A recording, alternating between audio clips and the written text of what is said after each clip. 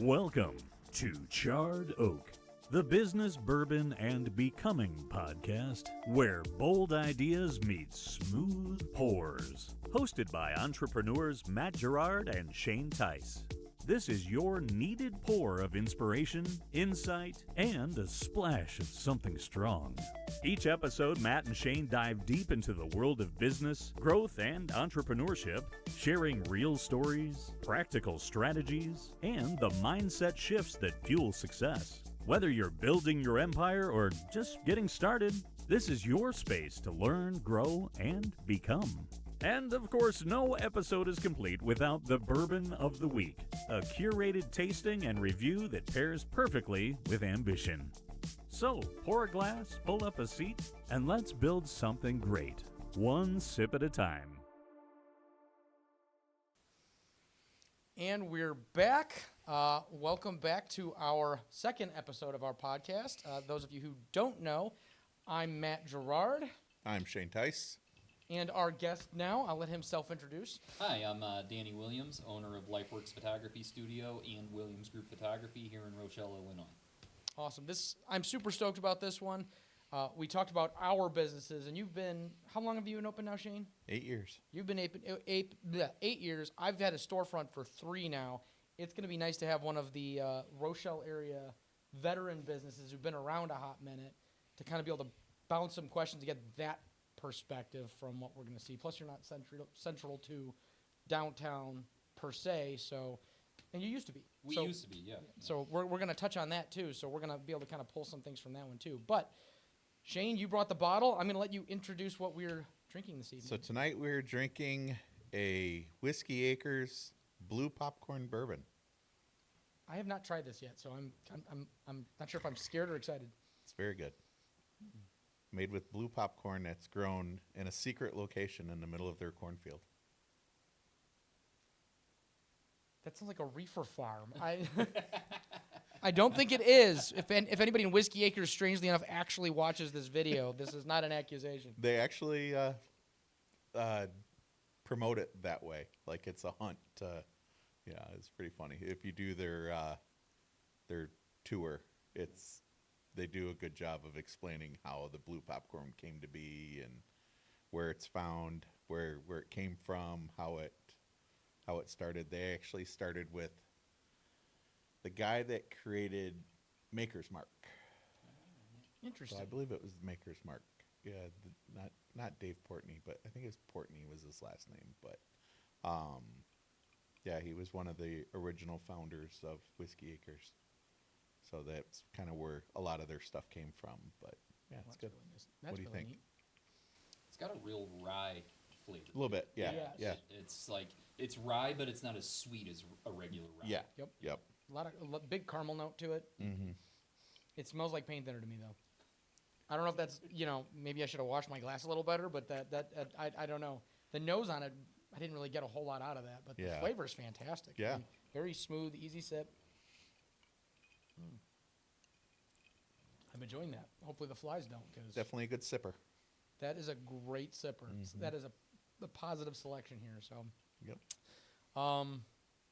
yeah, with that being said, Danny, all right, let's start with the origin story here. How did the photography business, did it start as Lifeworks? Was it the Williams Group? How did that start? Where did that start? And kind of like start at the very beginning there for us. Yeah, absolutely. So Stephanie, my wife, and I, we started Lifeworks Photography back in 2008. Prior to that, I had a background in photography. I should actually start way back. My grandfather was actually a portrait photographer growing up, so photography's been in our family for a couple of generations, actually. My great-grandfather started as a portrait photographer, and then my grandfather eventually became a portrait photographer. None of his kids really wanted to be part of the business. They all kind of did their own things. My dad worked in factories, and my uncle did construction, and the daughters didn't really want much, even though they did work with him a little here or there. And then, he continued to have his business through the 90s and early 2000s. But then in 2008, when I was working for newspapers, my background was mostly in photojournalism.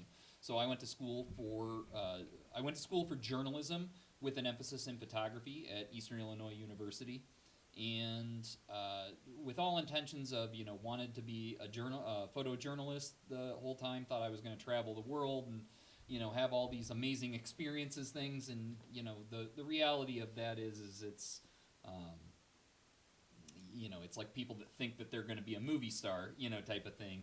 There's very few that actually get to do that with their life, and that's also not conducive to having a family and things like that. So so I was working for small weekly they were weekly publications that were owned by a bigger newspaper down in central Illinois.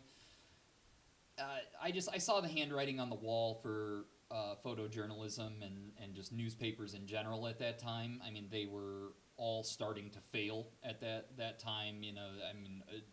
Not to the degree that they are now, but it was the internet was really revolutionizing a lot of that industry, and I guess like where I saw it was every single month it seemed like they were telling me to do more work with less resources. And that's never a good sign. When a business is telling you now just work harder. Okay, are you going to pay me more? I'm like, oh no, okay, and I finally hit a point where it was like, I don't mind working hard. I'm a very hard worker, but if I'm going to do that, I'm going to do it for myself. Sure. Sure. And so I literally called my grandfather one day I got him on the phone and was just like, hey, tell me how to start a photography business. Really didn't have much of a background in portrait photography. Journalism photography and portrait photography are two pretty different things. But what I did realize is that things like weddings are really nothing more than a big news assignment. It's just a long news assignment. It's an 8 or 9 hour photo assignment. So I kind of tried my hand at a couple of weddings, and they were really starting to stick. And I was like, yeah, I felt like I was really good at this, and I really enjoyed what I did. The best part was I was working one Saturday and making twice what I was in an entire week at my newspaper job. And so I was just like, I just really got interested in it. And so called my grandfather, said, hey, this is what I want to do. And he started kind of giving me some guidance on it. And originally we were going to start our business down in central Illinois because that's where we were living. But the truth was we didn't really have any family, and we didn't really have much support system down there. We just had moved down there because that's where my job was. Mm-hmm. And so we both decided to put our notice in at our jobs, and so we put a 30-day notice in at both of them, and we had planned to buy a house, move back here, do the whole thing, start a business, run the business out of our house. The craziest part of that was we decided to do all of that in July of 2008. And I don't know if you guys remember July of 2008, but that was the Lehman Brothers market collapse of everything. So we had a house all lined up. Everything was good to go. Had moving trucks, everything. The bank called us 1 week prior to closing and said, we're really sorry, there's nothing we can do for you. The market has completely changed, and we can't close on your house now unless you can, somehow come up with, basically they were like, if you can come up with $30,000, we can, which is impossible. Let me pull that out of my butt real quick. Right. So kind of back to square one, or back to the roots, and we decided to actually move in with my wife's parents. They were gracious enough to let us live there with them for a little bit till we could find an apartment, and kind of started from the ground up there. And we actually did run our business out of our a condo on the south side of Rochelle here for about 2 years till we moved to a new location, and then eventually ended up finding an actual location to rent in downtown Rochelle. Wasn't the most ideal location at that time, eventually transitioned into a much nicer location and everything from there. So that's really kind of the origin of where it came from. You know, I mean, it really came out of the need and want to work for myself and work, you know, make more money and, you know, and the other part too was, you know, working for those weekly newspapers. I had to do a lot of writing and a lot of editing. They had promoted me to managing editor, and I was doing a lot of stuff that I didn't enjoy. Just wasn't fun. I don't like writing. You know, that's why I take photos. I don't. Different kind of art. Yeah, I don't enjoy writing. It's not something that I'm passionate about, and I didn't like editing. I didn't have the background to be an editor, and I think I'm my worst, as far as photo editor, I think I'm my worst photo editor, you know, like, and when I go through and edit, or when I select, like, wedding photos, like I just did today, like, I'll, like, keep way too many photos in there, you know, and then luckily I now have an assistant who, like, comes along and goes, nope, nope, nope, nope, nope, nope, nope. And she cuts my weddings down a lot, you know, because otherwise we'll just spend way too much time editing and stuff. But, so I was doing all those things that I didn't enjoy. And so I just wanted to concentrate on the photography, you know, and, this was a way that I could do it. So you know, as far as like my education in portrait photography, I literally just got my hands on every book that I could, my, you know, posing, lighting, you know, composition, everything. Just read all the time, you know, and then would go out and try these things out, you know, and because that's always the big thing, you know. Everybody thinks, oh, you know, I'll read about this or I'll watch a YouTube video, and it's like you got to get out and actually, you know, you got to do the work, and so started doing that, and you know, one thing turns after another, and all of a sudden stuff's looking good. You know, it's like it's not good in the beginning, but then all of a sudden, oh, okay, that's much better. You know, and as long as you're learning and doing it, you know, that's how you progress. So so that's really kind of where the origins came from. We moved up here in 2008 from Central Illinois, and just kind of grew it from there. And it was truly a grassroots marketing at that time. You know, we had no money to spend on newspaper ads or radio ads or anything like that, and the internet wasn't what it was now. I mean, that was 17 years ago. Right. You know, Facebook was infancy. Yeah, it was very primal at the time. You know, you could. And it was all college oriented. It wasn't like, hey, we can use this as a marketing tool. Yeah. They didn't know what they were at the time. Exactly. No. Yeah. I mean, it was like, you know, tell people what you're doing right now and poke somebody. Yeah. You know, I'm going to the bathroom Yeah. right now, live. Right. Like the best posts ever. and we all wondered why we were on it. Yeah. You know, and it was like, why did I even post that? I don't get it. You know, and then you know, a couple of years later, it really started to shape and evolve into what it is now. But so we really were grassroots. You know, I came into town. I didn't know a lot of people here. I knew my wife's family because they're all from here. But I joined the Chamber of Commerce at the time, got on the board actually. I mean, I think I'd only been in town for 3 or 4 months, was elected to the board, and started meeting people through that and just talking to people, and we kind of grew our business that way. It was really slow going in the beginning. I did a lot of extra side jobs to keep paying the bills as we were going, mostly student teaching. It's still very, very weird when I see one of my kids that I was teaching, and they're like 25 now, and they call me Mr. Williams, and I'm like, don't. Does that ever get easier? I'm going to ask both of you that question. No. When somebody calls you Mr. No.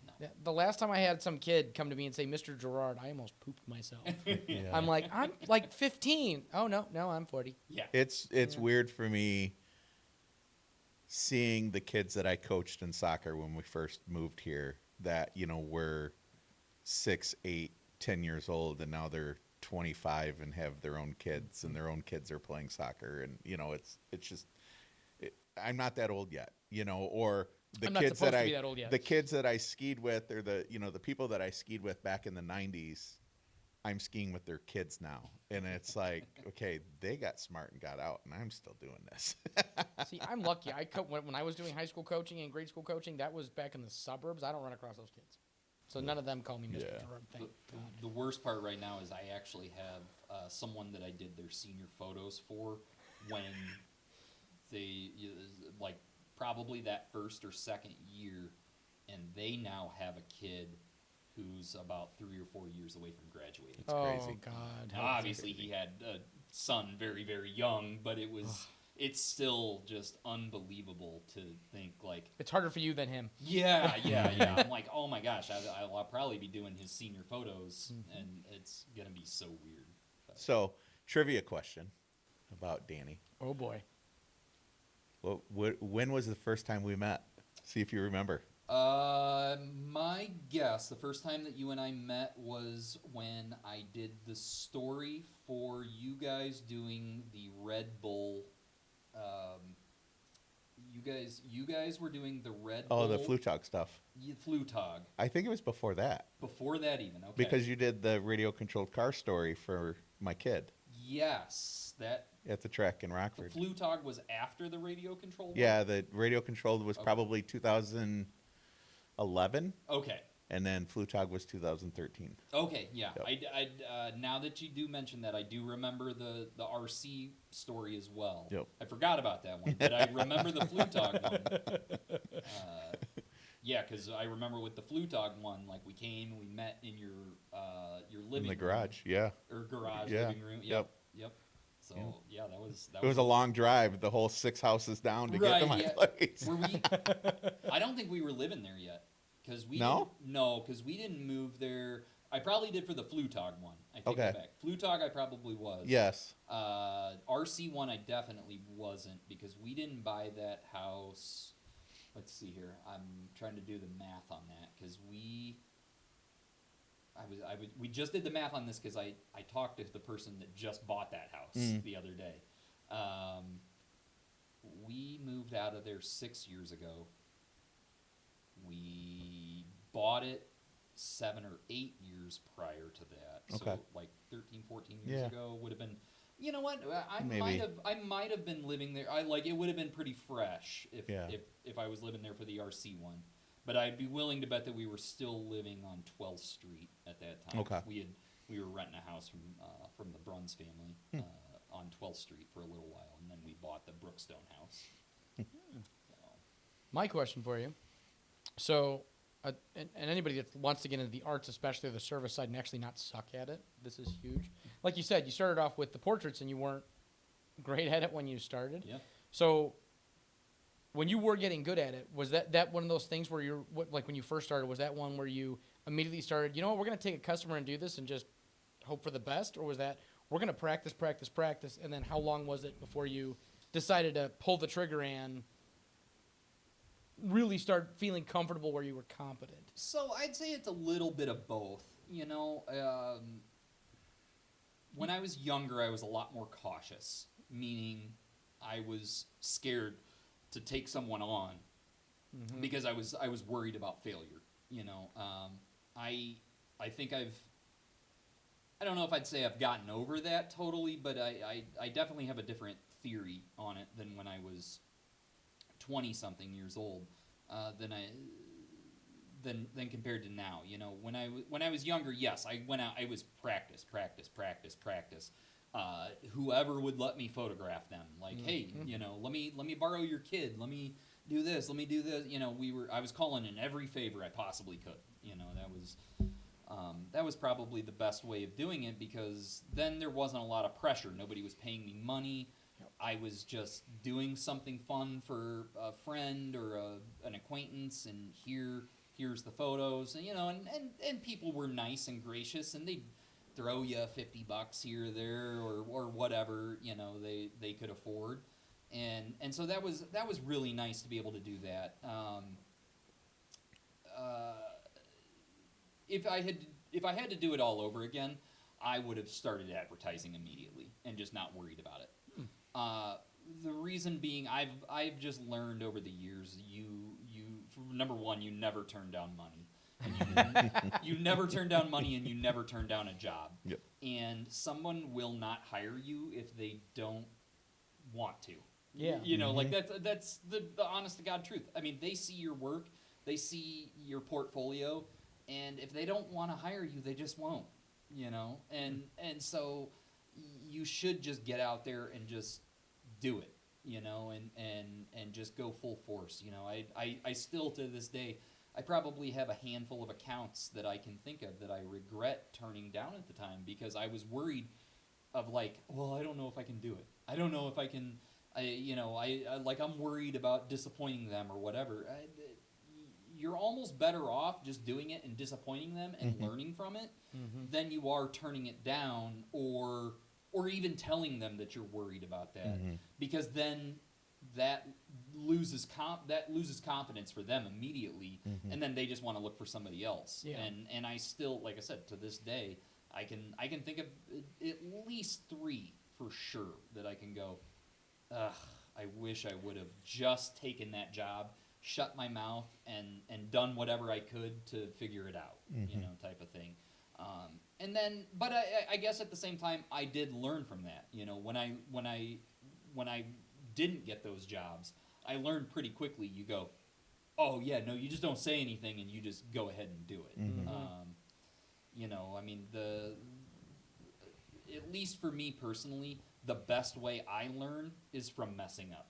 You know, I mean, and I think most people do. Yeah. You know, it's for the client, it's never the thing that they want to hear, but you as a business owner, as an artist, as just as a person, you learn more by messing up and then figuring out what you did wrong to not repeat that. And that's, like I said, to this day, that's still how I operate. You know, just go in, figure out, and have I taken on jobs that were too big for me to chew on? Like, absolutely, you know.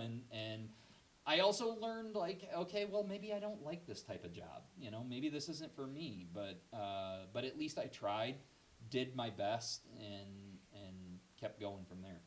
And kind of to touch on what you were talking about, you can get a lot right by accident. Failures are always very intentional. Yes. Let's face it, because you can pinpoint when you start digging into the things that you did wrong. It doesn't take a lot to start tracing or just asking questions or other things to go, oh, that's messed up. Why is that messed up? If you get something right, it's really tough to say why you did something right without the experience. When you have experience, yeah, I did it right because I did X, I did Y, I did Z. Here are my procedures, here are my steps, here's my lighting, here's my position, here's your position, etc. If you get something right the first time, you're sitting there going, I don't know why that's right. I'm thrilled. When's the other shoe gonna drop?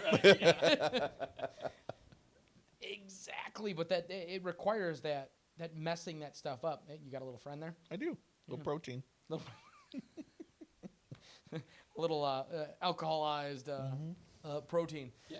I leave those comments in the videos, by the way, because people need to see that. Absolutely. For sure.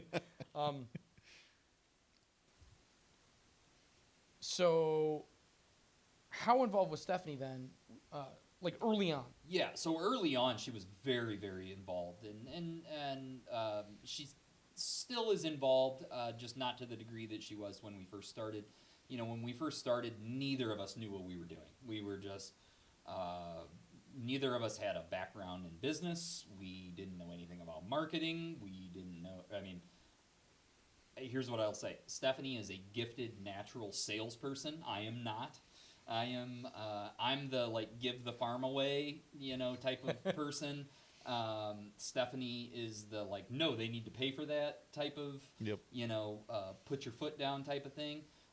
So it worked out really well in the beginning. You know, she handled a lot of the business admin type of things, where that left me to be able to do the creative editing, you know, things like that throughout the day. You know, the problem has always been with that is that Stephanie's always had a full-time job. You know, when we first started off, you know, I felt like such a bum because she was the breadwinner. You know, she's just like she was the reason we were able to do this, because she had a full-time job and was able to pay our bills and do everything while also supporting me with the business. And thankfully, at that time, we didn't have kids yet. So we were both very young and had a lot of energy. And so she would go and work a full day there and then come back and meet with clients late at night, you know, when we were scheduled. And it's not like that was like an everyday thing, but she would sit down with clients, do all the sales and do everything. And thank God, because it's just not something that I am gifted at, and it's not something that I have a desire to want to do. Mm-hmm. I'm not a natural salesperson. I don't like it. I don't. The best way to describe it is it gives me the ick to try to sell to people. You feel dirty inside. Being Yes. like, Yeah. hey, but do you want to? And the upsell. Yes. All the, Mm-hmm. So I actually, prior to moving down to Central Illinois, I actually worked in a camera store for about a year up in Rockford. It's no longer there, but it was Lundgren Camera. And I think I was probably the worst salesperson there at the store because, my boss would always be like, well, you got to sell them a case and you got to sell them a memory card and you got to sell. I'm like, I just want them to buy the camera. Like, I don't think they need all this other crap, you know, and the worst part is that, like, my paycheck was tied to it, you know. It was like it was Yeah. my commission was primarily based off of selling them those accessories. And I was always terrible at that, you know, and he'd always give me the, I'm trying to remember his quote that he always used to say, you know, when do you stop selling? When they say no, you know, and I just wasn't like that. I'd get him the case, I'd get him the memory card, and I'd get him the camera and be like, oh yeah, you're good to go. You know, and then he'd always be like, how come you didn't try to sell him a bag? How come you didn't try to sell him a tripod? How come you didn't try to... I was just like, I don't know. I just... Because I felt dirty enough selling them this stuff, you know? And so, thankfully, she fulfilled that role in the business of being able to do that. And she did great at it. She continued doing that part of our business through, I'd probably say 2018 at least. You know, we really did a lot of in-house, in-person sales up until about 2018, 2019. I'm probably messing that up. We probably did it even longer than that, like more like into 21, 22.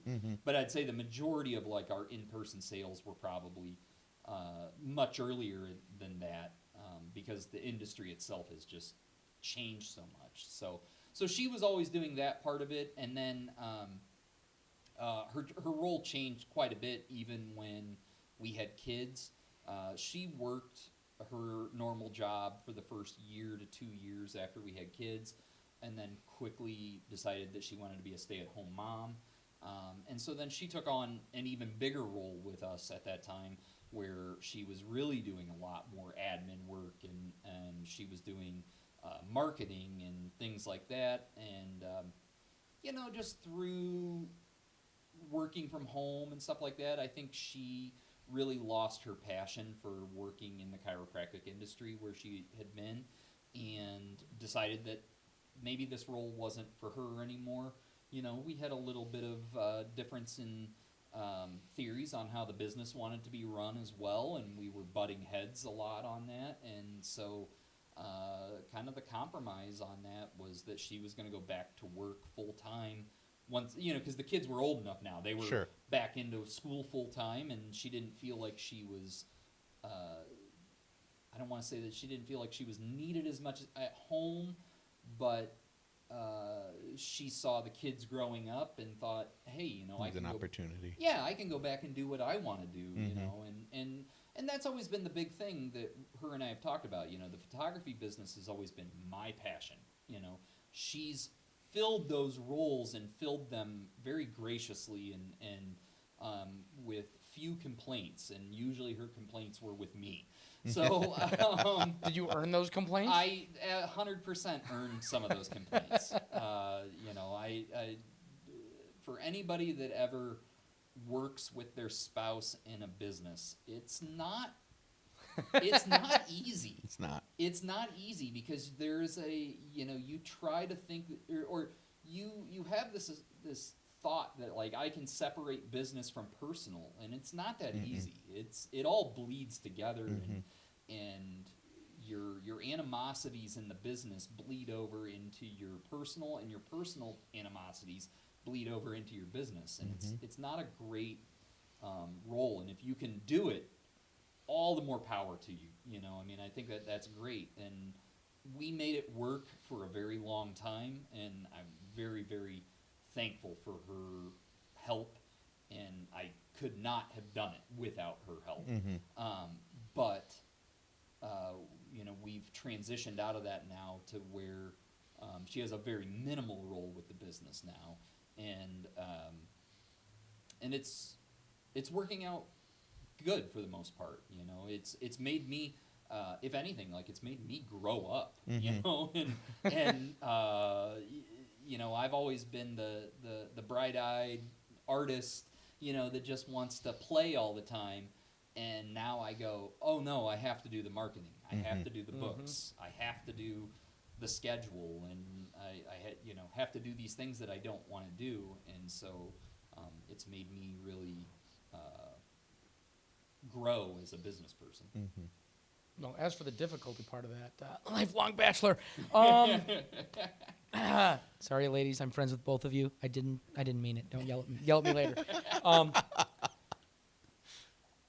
How long did it take before you felt like you were comfortable with your business? Like, were you really, okay, this is working, I feel good, I can run a solid business? How long did that take?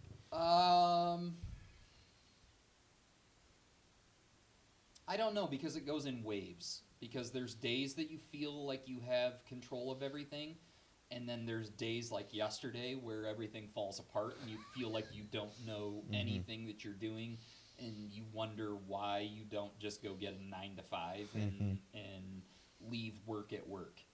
I mean, I would say 90% of the days that I wake up now, I feel in control and I know what I'm doing, and everything's good. But I would say, like, when I really started to feel that way was probably, let's see, Rory, my son, was born in 2015.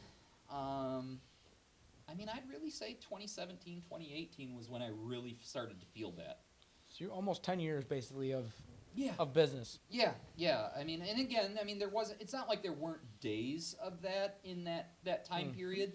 You know, there were days where, like, you're like, this is the greatest thing ever, I love this, blah, blah, blah, you know, and then there were just days where you're miserable, or, you know, you have, you know, the photography industry, if you're not doing a lot of indoor shooting, you know, like with backgrounds and setups, which we were doing some of that, but it wasn't like our forte.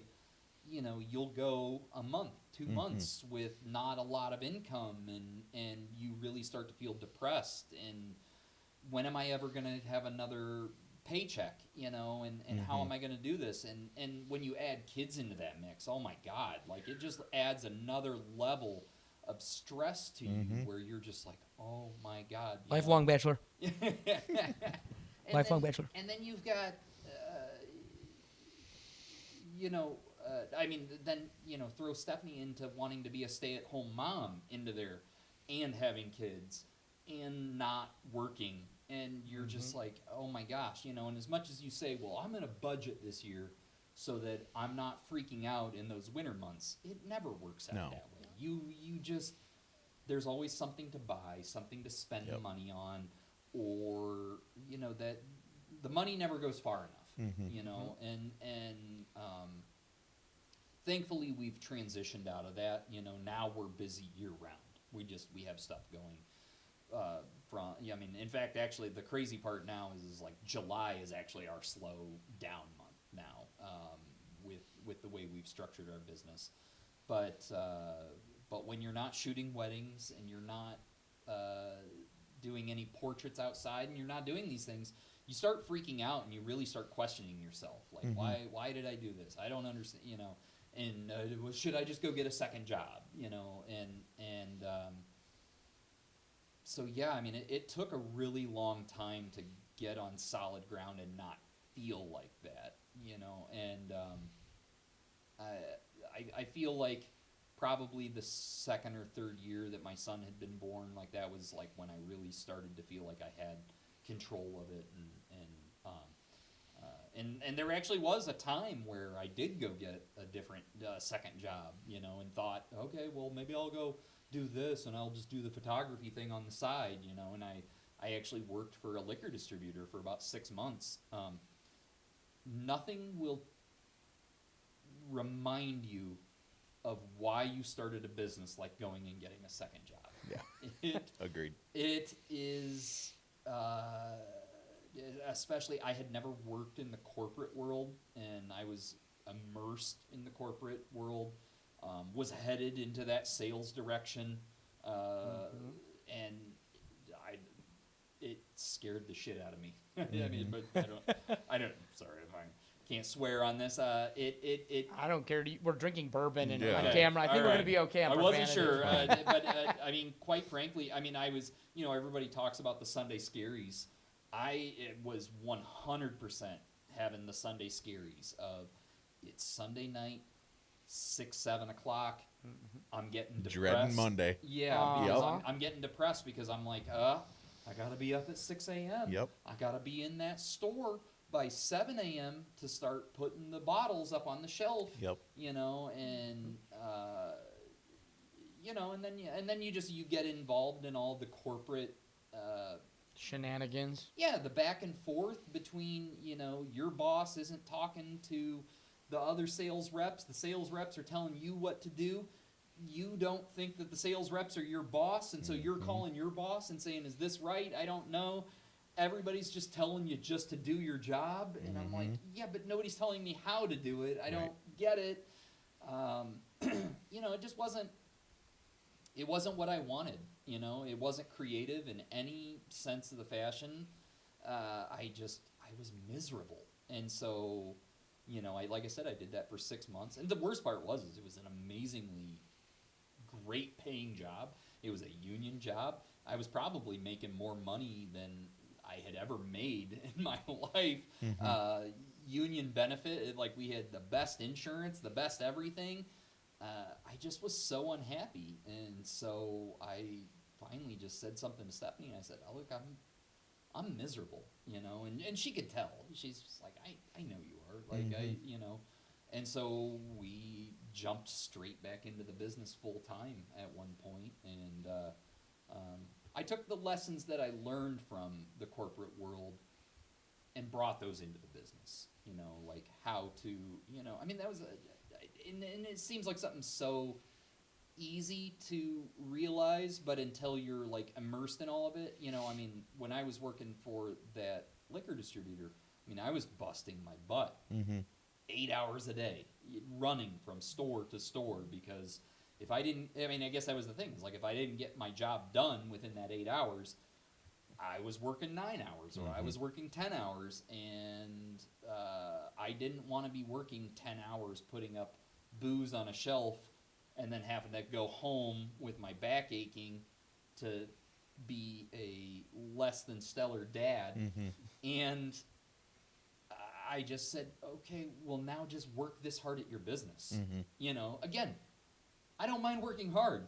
Now work that hard for yourself. Yeah. You know, and so that's what I did, you know, and so we never officially closed the business or anything, but there was a little 6-month hiatus on how we were operating and everything, and just really powered through that, and I learned a lot of things. And sometimes, I mean, I just had to remind myself of that the other day, about, like, do you remember how hard it was to drive from store to store to store to store and deal with all of that? Like, don't give yourself these excuses of like, well, I deserve a day off, or I deserve to go take a nap, or you know, like, no, get out there and work hard, you know, and so that's what I do now, you know. I have to remind myself on how to do that.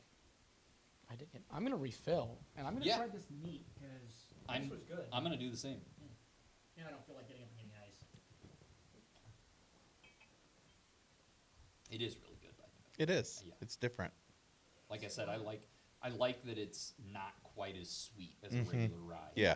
Like it just Yeah. cuts To that down. take that and their bourbon cream Okay. Do like a 2-to-1. Do like 2 ounces of that and an ounce of the bourbon cream. What is the I've never had a bourbon cream. What have I? Like an Irish cream, but it's made with bourbon. Okay. Oh. So, oh God, it's so good. Yeah, Oh, that it's sounds so good.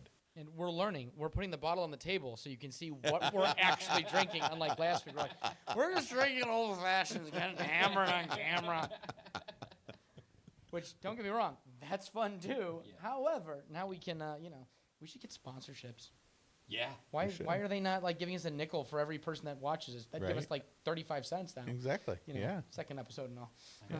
So you were talking about growing through your business and stuff. What changes have you seen in the industry? Obviously, with you were in kind of at the beginning of the digital era. Yeah. So, as far as, I'll go back as far as college when I really got into photography.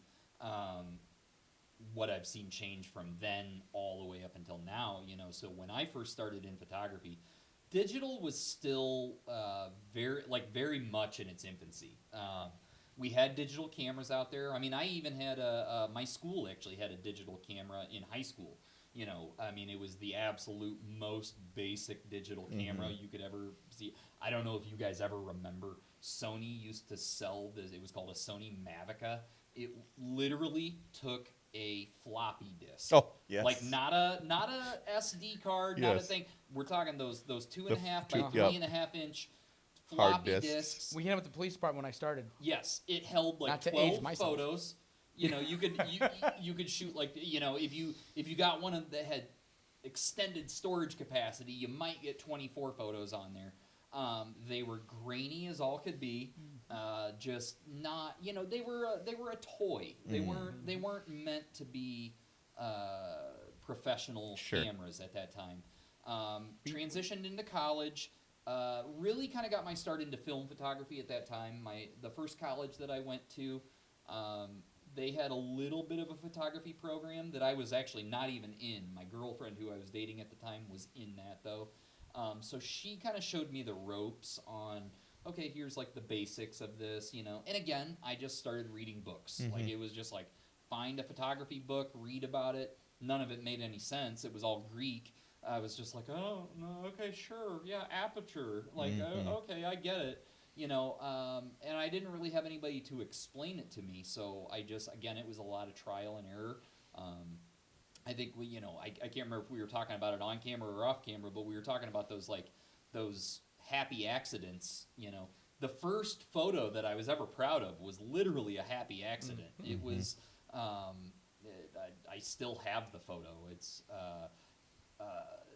It was a nighttime photo set on a tripod, and it was the college that I was at was traditionally a Catholic school. And they had this really cool statue of the Virgin Mary overlooking this, it was just like overlooking the hill in Davenport, Iowa, and you could see the bridge in the background and everything like that. And I set it on this tripod, and it was a really long exposure. I had no idea what I was doing. I think like, I had some friends with me who knew a little bit more than me, and they were like, yeah, no, just like try like a 2-second exposure on that. And I was like, okay, and did it, took the roll of film to Walgreens, had it processed, and it was like the coolest photo ever. I loved it. I was just, I was absolutely in love. And that was probably the photo that sparked my passion for photography, because I was just like, I want to repeat this all the time, and it's like similar to like golf. You hit that one shot and you just, let's just do this all the time, I should just probably try to put it in the hole every single time, type of thing. Very Happy Gilmore. That was kind of how it happened. And so anyway, back to, we shot a lot of film and did a lot of that. Then I transferred schools because my school closed.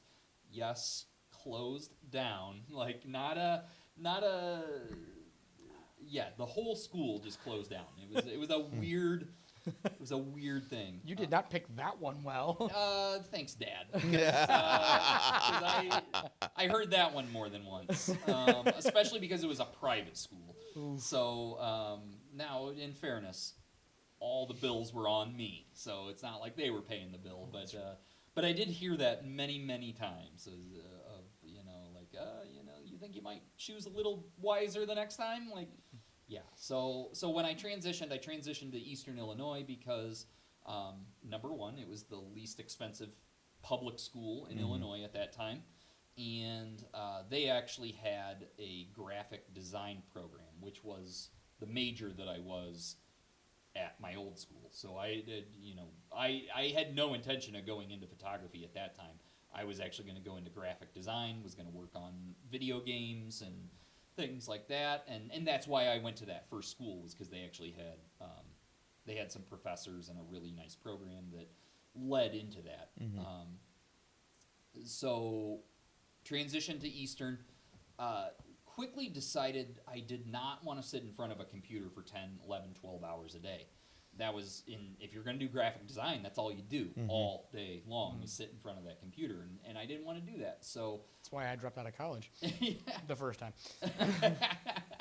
Hey, some of the most successful people dropped out of college. So I will let you know if I ever become successful. I'd say you're doing pretty good. Yeah, we're all right. Here we are now, so cheers, gentlemen. But I decided I wanted to get back into the photography thing. Like that was, again, I was like, that was a lot of fun. I loved getting those like amazing shots and things. And so I said, well, how can I do this? They didn't really have a photography program at Eastern per se, but they had an art photography program or like a, not a major, but it was just like an emphasis, and then they had a photojournalism emphasis, and I didn't feel like I was the right person for an art photography at the time. I just didn't feel like I had the background.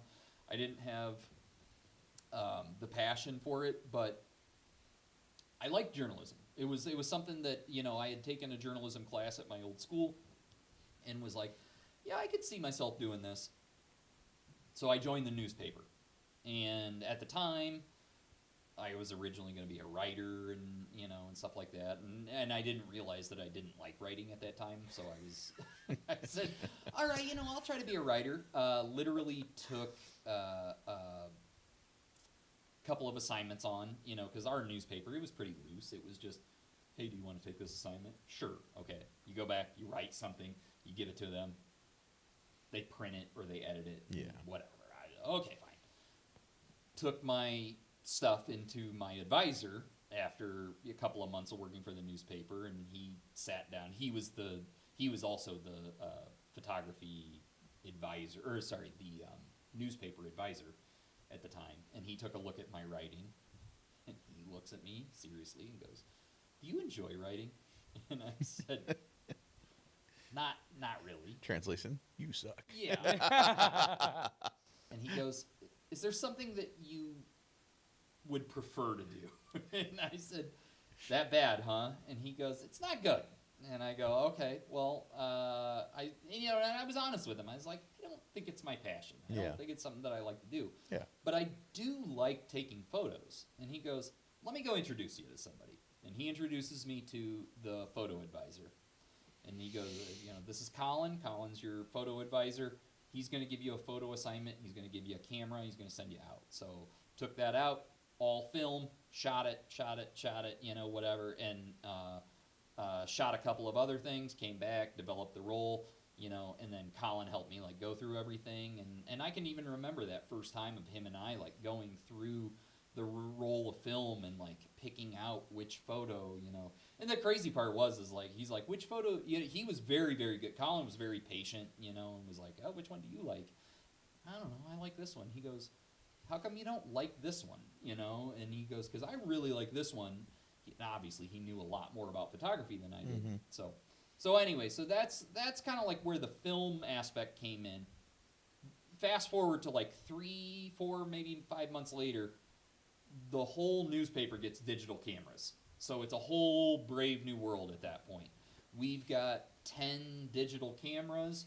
At this point, they are good cameras. They're semi-professional. Digital photography is well on its way at this point. So we start learning all the digital stuff. I take a couple of classes, learn how the digital photography is different from the film, and we keep rolling from there. All through college, we shoot digital, and not a lot of changes in those first 3-4 years because so many newspapers and so many photographers at the time were so hesitant to change. The technology's changing rapidly. The photographers themselves don't want to change. I don't need this digital crap.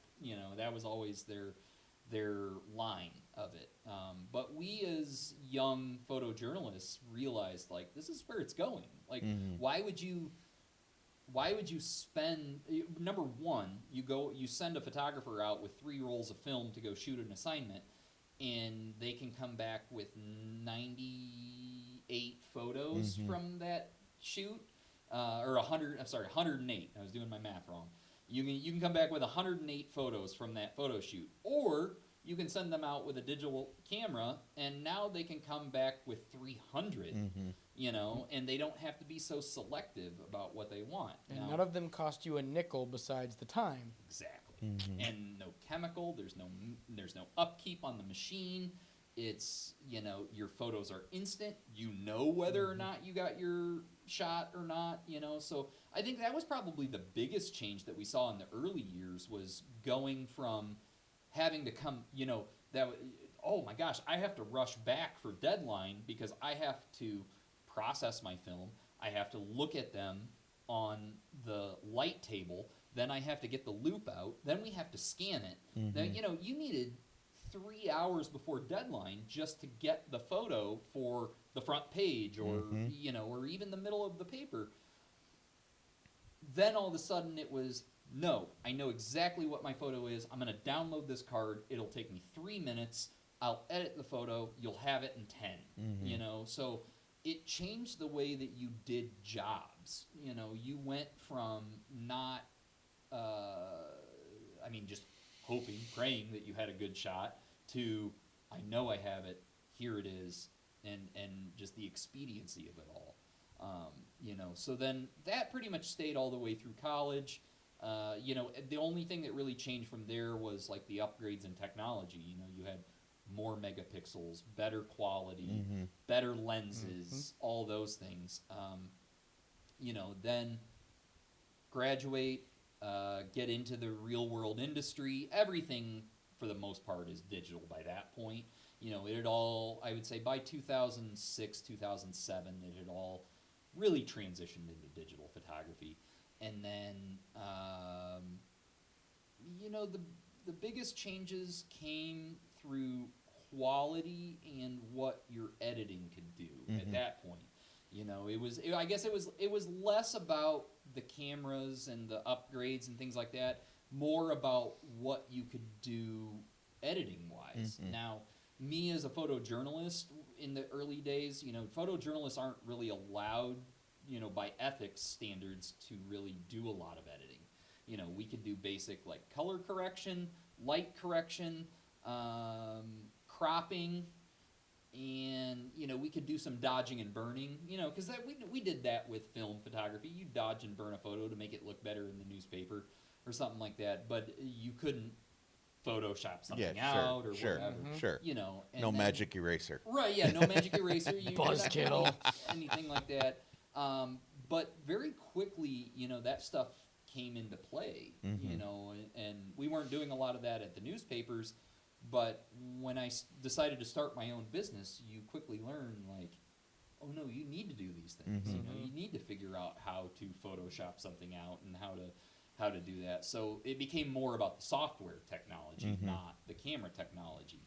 And there's been a lot of changes over the years, just with the attitude of this digital stuff versus that digital stuff, or what you can do here or there. So there's been a shift in attitude over the years with some of that. I mean, I'm trying to think of like specific examples of things, but like nothing's really like coming to mind. It's more for like the camera or the photography purists, things like that. You know, I mean, there's a lot of guys that are like, no, you don't change anything in there. Yeah. And then there's me who's like, no, this wedding paid me a lot of money to be there and get the best photo I can. I'm gonna Photoshop out that exit sign, you know, type of thing. So how has the cell phone era affected your business? Because, you know, obviously you have like some cell phones take better pictures than Sure. digital cameras do. Yeah. And you're right there. Yeah. You know, so. I mean, my number one rule is when somebody asks me what camera is the best camera, you know, the thing that they hate for me to say is the one that's in your hand. Yeah. And the cell phone is nothing different, you know. I mean, it's all about the artist, not about the technology. Now, camera technology in your phones has developed drastically in even the last 5 years. I mean, what we see on our cameras is sometimes much better than what comes straight out of mine. Now, the final product of what I deliver will be a lot better, you know. I mean, I guess I would liken it to like a baker, you know. Sure. You know, you're getting you get your raw materials from the same place. What you do with them is completely, The magic. Yeah, that's the magic sauce right there. But you know, the like with the cameras and things, I think it's changed the attitude or the expectations of what a client expects and thinks they deserve, and that's good and bad. You know, I mean, because sometimes a client may have outrageous expectations of what they think that you can do. Like, I'm sorry, I'm not an Instagram filter. Right. Like, that's I'm just not. Like, that's not what I do. But no, I mean, it has, phones have drastically changed what the expectations are for delivering a photo. You know, I mean, people do want that skin smoothed out and things like that. And, you know, I used to, when I first started in the photography industry, or when I first started the business, you know, we started the business as, I was primarily a wedding photographer, and I was a wedding photojournalist. I was even actually part of this organization called the WPPJ, which is the Wedding Photojournalists, or I'm sorry, WPJA, Wedding Photojournalists Association, where it was like, yeah, you don't really edit a lot of the photo. You know, you maybe go black and white, cropping, you know, just the same as the newspapers. And that was the organization was actually based off of newspaper photographers who were doing weddings on the side, you know, and we all kind of prided ourselves on that. And we transitioned away from that because that's not what the everyday client wants. You know, they want that filtered look. They want to look their best. They spend a lot of money for me to be there. They spend a lot of money on their makeup. They spend a lot of money on their venue. Now make it look its best, you know? And so there's just a lot more editing on our end than there ever used to be. That's not to say that there's a lot more time involved. You know, thankfully, these editing tools have provided ways of batching a lot of this and automating a lot of the process, but it's still time consuming, and you have to have a much more watchful eye on the final product when you deliver it, you know, and so I'd say that's probably the biggest change is I'm still from 15 years ago, I'm still spending the same amount of time on a wedding. It's just spending my time in a different way. Sure. You know, and I like it for the most part. Yeah. You know, I mean, I like. I'm really, really happy with the product that we're turning out now. I mean, it's almost painful to go back and look at some of those old ones, and it makes you want to like actually re-edit them. Like you like I've seen weddings from 14, 15 years ago that I'm like, I should just send them like 5 new photos, you know, and then you realize like know if that couple's still together. So I don't. Dana and I have been married 28 years, and our photographer for our wedding was he was spicy. He was a boudoir, whatever you call it. Boudoir. Yeah, them. Yeah. And he did some other things. And now, of course, we have a book that has like 1,000 2x3 pictures in it, or 3x5s. From his boudoir whatever. shoots or from the wedding? No. Those are in a separate album. Okay. Just kidding, Dana. I'm gonna say But now looking back at those photos, you can totally see it. Like you can totally we get typecast in our business. We do a certain style of thing, and it's kind of our style. Yep. You do a certain style of thing, it's your style. This guy did a certain style of thing, and it's definitely his style. But so all of your wedding pictures were sexy wedding pictures. they're spicy. Yeah, All right. some of I guarantee some of the. I guarantee he pulls some of that posing from his boudoir Absolutely. stuff Yes. into your wedding stuff. Yes, absolutely.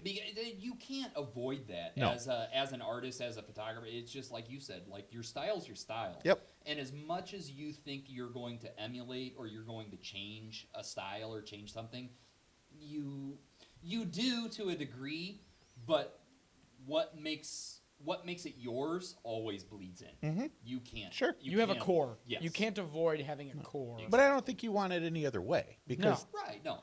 people pick you because of your style. People don't pick you because of your style, like you said earlier, but that's what defines you as a business. It's That actually, that kind of brings up a little bit of point. You were talking about style and things like that, but also expectations.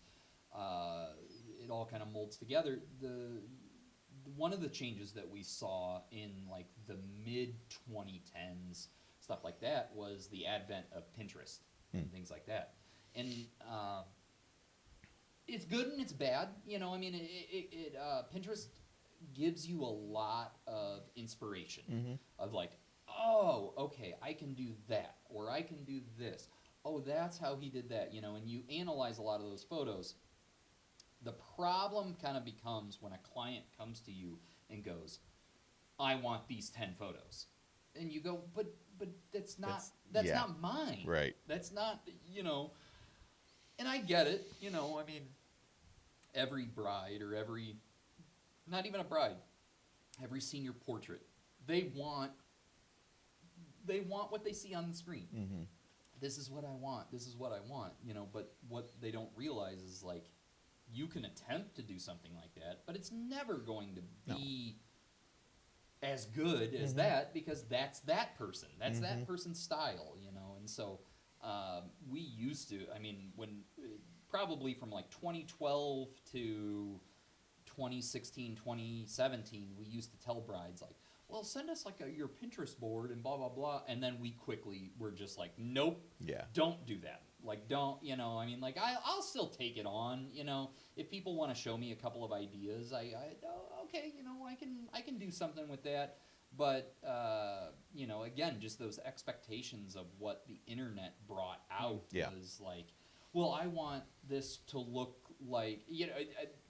the thing you always, as an artist or as a photographer or as a business owner, you want to tell them is if you want that, go to that person, because that's what they do, or, the jerkish type of thing that you want to tell them is okay, then pay me the $600 that he got to do that. Well, but they're seeing one screenshot of hundreds of pictures. You got the girl that's standing in the water knee deep with the white dress that's flowing halfway down the river. How long did it take them to get that perfect shot? Yeah. Probably 300 shots and an hour's worth of time, and it's and lighting equipment, right, and assistance, right, and that's the thing is you try to explain to them you're it's not that simple, right? It's not just stand in the water and let me take a photo of you.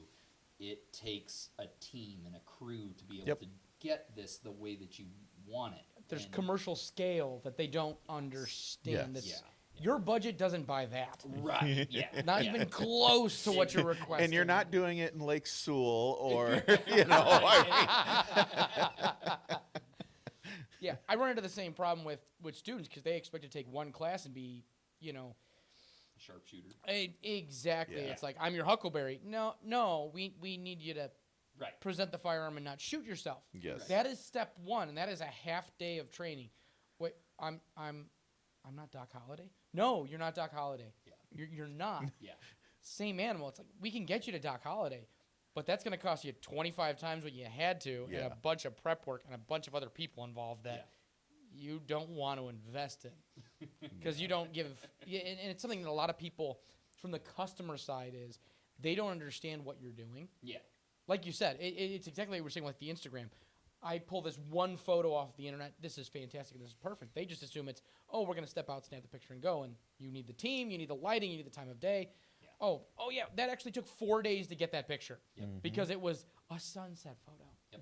Which means, guess what? You have 15 minutes exactly in the evening to get that picture properly. Yes. So you're going to be there 4, 5, 6, 7 a week before it works out. Oh, the tide came in. Oh shit, a lobster came up and bit you on the ankle, or you got stung by a jellyfish today. Whatever, because a million things come into play. That's another really big change that we've seen.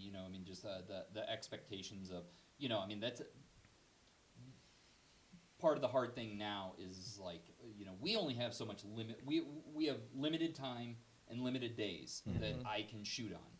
And when somebody maybe books their senior portrait for a particular day, and then that day comes about, and it's not the bright, sunny day that they had envisioned and they expected, I'm still expected to make them look sunny and happy and bright. The great part is that's been another change. Is like we can do that now. Like it's not always ideal. It's not it means a lot more back end editing, but it is something that we can do now. Whereas 10 years ago, it wasn't quite that simple. It took a lot more. It took a lot more editing at that time to be able to do that than it did now. Now I can still kind of replicate a sunny-ish day. Each photo 5 to 10 minutes. I can do something like that, and that's manageable. Right. 5 to 10 minutes. Okay, fine. I've got that type of time to spend. 10 years ago, that would have taken me an hour per photo. Yeah. Sure. And to deliver 35 to 50 edited images that way, like it wouldn't have been worth my time to do a senior portrait like that. We still shot back then like then, and it was just like, well, it is what it is. Yep. But don't turn away money, but right. Yeah. Is there a better use of my time? Right. But now we're able to deliver exactly what they want. And I like that. Some people, I've definitely moved away from that purist mentality of like, it's got to be exactly how it was on that day. Now I'm like, no, I want it to look warm and inviting and happy, and I don't want to I don't want to put a product out there that looks doomy and gloomy, and why would I want my name on that out there? But 10 years ago, we just didn't have much of a choice. Yeah. It was just like, hey, that's outside of it raining or extreme wind, we were shooting that day. Like that was, we were just moving forward. And it's even more like that now, where I was pretty lenient probably 10 years ago, where it was like, well, it's not the greatest day. Like maybe we can reschedule. I've got a little time in a couple of days. We can do it then. Are you okay with it? Like now it's like, no. If it's not a storm and it's not pouring down, we're going out and we're shooting. Yeah. That's just the way it is. So I guess my next question then for you is, we definitely know the grassroots origin. What does Lifeworks and the Williams Group look like today? Because you mentioned you have an assistant. Yeah. So what is like the structure, the bodies, who's doing the work, when are they doing the work, etc.? Yeah, absolutely. So Lifeworks is primarily me. So that's when you hire Lifeworks on, I would say 97% 98% of the time you are getting me. I'm showing up. I'm doing your family photos. I'm doing your senior portraits. I'm doing your kids' photos, things like that. There are some outside circumstances where that doesn't happen, and maybe my assistant might be shooting, an in-studio Christmas session or something like that. She does a few of those for me, and she is a professionally trained photographer. She has been with us for, 4 or 5 years, somewhere in around there. She's been with us for a very long time, so you're never getting cheated or anything like that if she's made her bones. Absolutely. But on its surface, Lifeworks is mostly me. Outside of maybe the editing stuff, so she does do a lot of my editing, which frees me up to do a lot more of the shooting, a lot more of the business, a lot more of the marketing, things like that. I would say she probably does, I'd say she does about 80% of my editing. There's still a lot of editing that I do. I've actually, in the last, 3-4 months, I've probably moved back to doing a lot more of the Lifeworks editing. Outside of weddings. Weddings, she still does the majority of them, but if it's like a regular family session or something like that, I do a lot more of that. A lot of that is because I've been actually playing with a lot of the new software and things, and kind of trying to help develop more of my style with that, I'm teaching her a lot of that as I go along so that I can be like, okay, now you go edit this. But for me, I actually have to do the work to be able to develop that style and then teach it to her so that she can kind of emulate some of that and does it the way that I do it, because she has her own photography business and she edits the way that she wants to edit with her own stuff. And I have a way that I want to edit my own stuff. I love her style, but it's not mine. Right. I like a very contrasted, bright, vibrant, warm feeling type of thing. And that's just not her style necessarily. And so I'm trying to teach her and train her to do a lot of that. So that's what Lifeworks is now. Williams Group Photography is strictly our volume photography side. So when I say volume photography, I'm talking our rec leagues, our schools, our sports photography, things like that. Things where it's a high turnover of, we're going to shoot 100 kids in a 2-hour period, and we're going to go back to the studio, edit those, and get them up online ASAP. So that's what the difference between Williams Group Photography and Lifeworks is. It's just two different philosophies on how photography is done. There's always been volume photographers out there.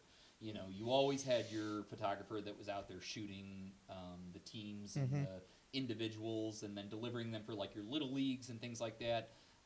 The reason we separated those about 6 or 7 years ago was because there is a difference in you coming and buying an 8x10 of your senior portrait from me as to coming and buying an 8x10 of your kid from the basketball league.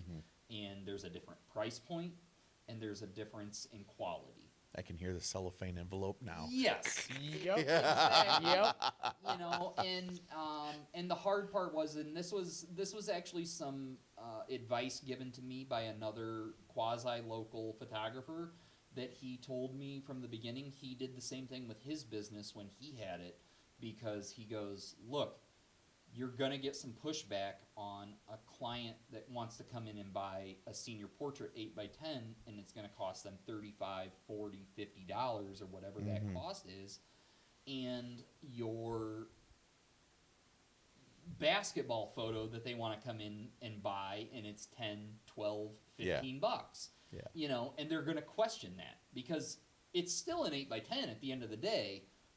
What's the difference? And you have to try to explain to the client that this one took time, skill, editing, all this stuff. This one was rushed. Yeah. I mean, a backdrop. And, yeah, it's just like I This one was supposed to be perfect from the word go. This one, right. it needs to look okay. Is it good enough? it's Yeah. a memory. Exactly. Yeah, it is a quick memory of something Yes. else, Is as it- opposed to this is the image I want to like reminisce over, and this one is I see this one and I think of the games, the sweating, the workouts, the pregame, etc. Well, and it's no different. You know, I mean, I can't remember what the statistic is on how long a senior portrait hangs on someone's wall, but a senior portrait is going to hang there for 10, 15, 20 years. Your basketball photo is going to go into a tub or a thing when the season's over and they get the next one. You know, and so that's what the difference in that was. And this photographer just said, like, separate the businesses, call one thing, call one the other, and then you never have to really describe what the difference is. Because with Lifeworks, they always know that they're getting this high quality print. Sure. With Williams Group, they know that they're getting this type of a print. And so we did that. And it's confusing to a lot of people. I mean, I still, to this day, I mean, I've quit correcting people anymore, and I just let them say Lifeworks all the time. You know, I mean, when we do Williams Group stuff out at the high school or out at the junior tackle, I mean, there's many times even the organizations will tag us even. They'll tag us as Lifeworks. Sure. And I'm like, no, it's Williams Group, but whatever. You know, I just don't correct them anymore, and I just let it be what it is, because in the local Rochelle area, we're just known as Lifeworks, and it's fine, whatever, who cares?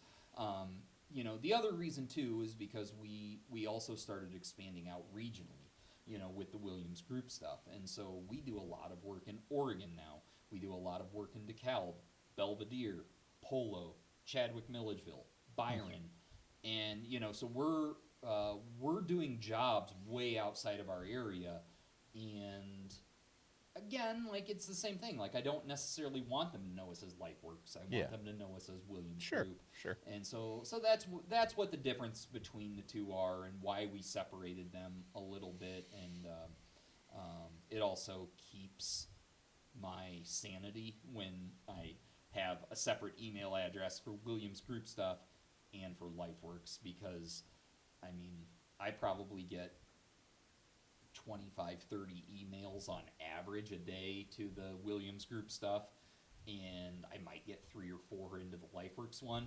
And if I'm trying to manage both from the same email account, it's way too difficult, you know, to tell you. It's, you know, like, wait, was this a volume job, or was this a senior job, or a wedding, or I can't remember. And I mean, I have a hard enough responding to emails, period. But trying to keep them separated is even harder. So that's why we did that. I feel that one, my core, your head spins sometimes. I simply tell people now, I'm like, you can email us, you can give us a phone call, or you can send us a Facebook message.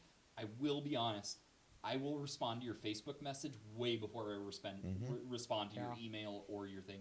And the reason is because that notification pops up. Yep. And it's the only thing on that program. Exactly. Email is, it doesn't matter how little or how many times I delete my stuff, there's a pile of crap that I have to sift through. Oh, I have 10,000 unread emails in my Lifeworks account right now, you know, and I would say that 98% of them are probably spam. And 2% of them are probably emails that I should have responded to and didn't, and now I feel bad. I'm right there with you. I woke up this morning at 7 and I had 72 unread messages in my primary email account. At 2 a.m., I just happened to wake up because, lack of sleep sometimes. My insurance guy, of all people, emailed me at 2:30 in the morning this morning, and I saw it at 2:30 because I got the alert. Thank God I saw that. I set a calendar invite because I would have missed it, and they dropped my insurance because it's a must respond to kind of an email. This is so bonkers. It's like, because I don't want insurance right now. I mean, that's actually a really good point. Like, I mean, that's something I didn't think about when you guys were talking about changes that I've seen in the industry over the years. And this isn't just photography industry. This is just business in general. Your expectation to respond to something at any given moment has increased so drastically. Yes. I mean, that's why we actually, in our business Facebook for both the Lifeworks and for the Williams Group, we actually put an auto response in there that just says, we are a small family-owned business. Please give us 24 to 48 hours to respond to this. Your message is important, and if we don't respond, please follow up with us, because I would say it's much. I see it much more with the Williams Group side, because we're dealing with the general public a lot more with that than we are the Lifeworks side. But your expectation to respond to that within an hour, 2 hours is heightened so much. I mean, people want that immediate response right now. I mean, I just, I'm not calling out anybody, but 3 days ago, I just had a client that she sent a Facebook message at 10:30 at night. She sent a text message at midnight that night, and when I was sitting in the studio at 8 a.m., she called at 8 a.m. on the dot, because she wanted a response and needed, and it wasn't anything critical. It was like, I need my kid's name changed. Okay, well, you have 2.5 weeks to order. No big deal. I'll get to that later today. But you haven't given me a chance to respond to any of these other messages. I think that's a byproduct of the Amazon society. Oh, yeah. The people that we've gotten so accustomed to ordering on Amazon, and then 2 days later it's here. Right. Regardless to whether it's personalized or not. You go to 24-hour wristbands or whoever it is, and 24 hours later you got the product, and it's personalized and everything. What people don't understand is, as you said, we're small businesses that specialize in our industries. Sure, we're more boutique. Yeah, yes. And we're more than willing to make it custom however you want. But you also have to understand, we also are human, and we have families, and we have events, and we have things that we're doing. And if we don't respond at 10:30 on a Sunday night, it's not because we don't want your business. Yeah. It's because we simply don't answer calls on Sunday night. It's you can. I always keep this thought in the back of my head whenever I'm dealing with another business, or even just anything. But it's you can have something fast, you can have something cheap, or you can have something right. Exactly. And you can't have all three. Nope. And that's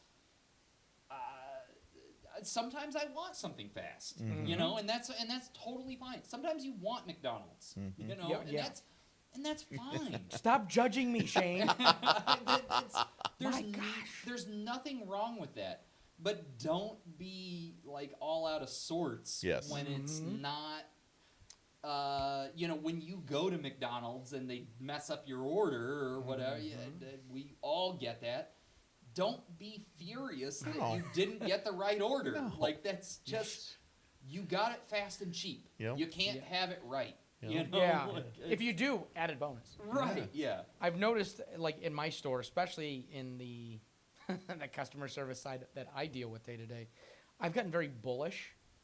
I'm super friendly with everybody that walks in my door, especially initially, but I'm also the quickest to go, nope. Yeah. Yeah. And I that was the hardest thing for me to learn the first year, was to say no sometimes, because there's some things that just aren't possible. I love my crew. My staff is amazing. And my favorite part about them is they would rather get hit by a bus than sully the name of downrange on anything that they do. So they will placate Sure. till they're purple. And then I'll walk in and I'll go, nope. Yep.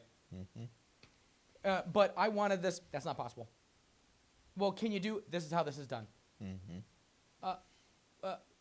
The best advice I've ever been given by any of my photography mentors is that no is an answer. 100%. No is a one-word sentence answer. Yep. And it's so confusing to so many people. Yeah, and it's we were talking about how long did it take me to gain to feel like I was confident or anything like I really and truly, especially with the stuff with Williams Group. I mean, I feel like that's really just come in the last couple of years where I just go, no, that's just not what we do. That's not how we do it. I'm sorry. I mean, I'm dealing with that with an account right now, and I flat out today I told them yesterday and I told them today, because I've been dealing with this issue over the last couple of days.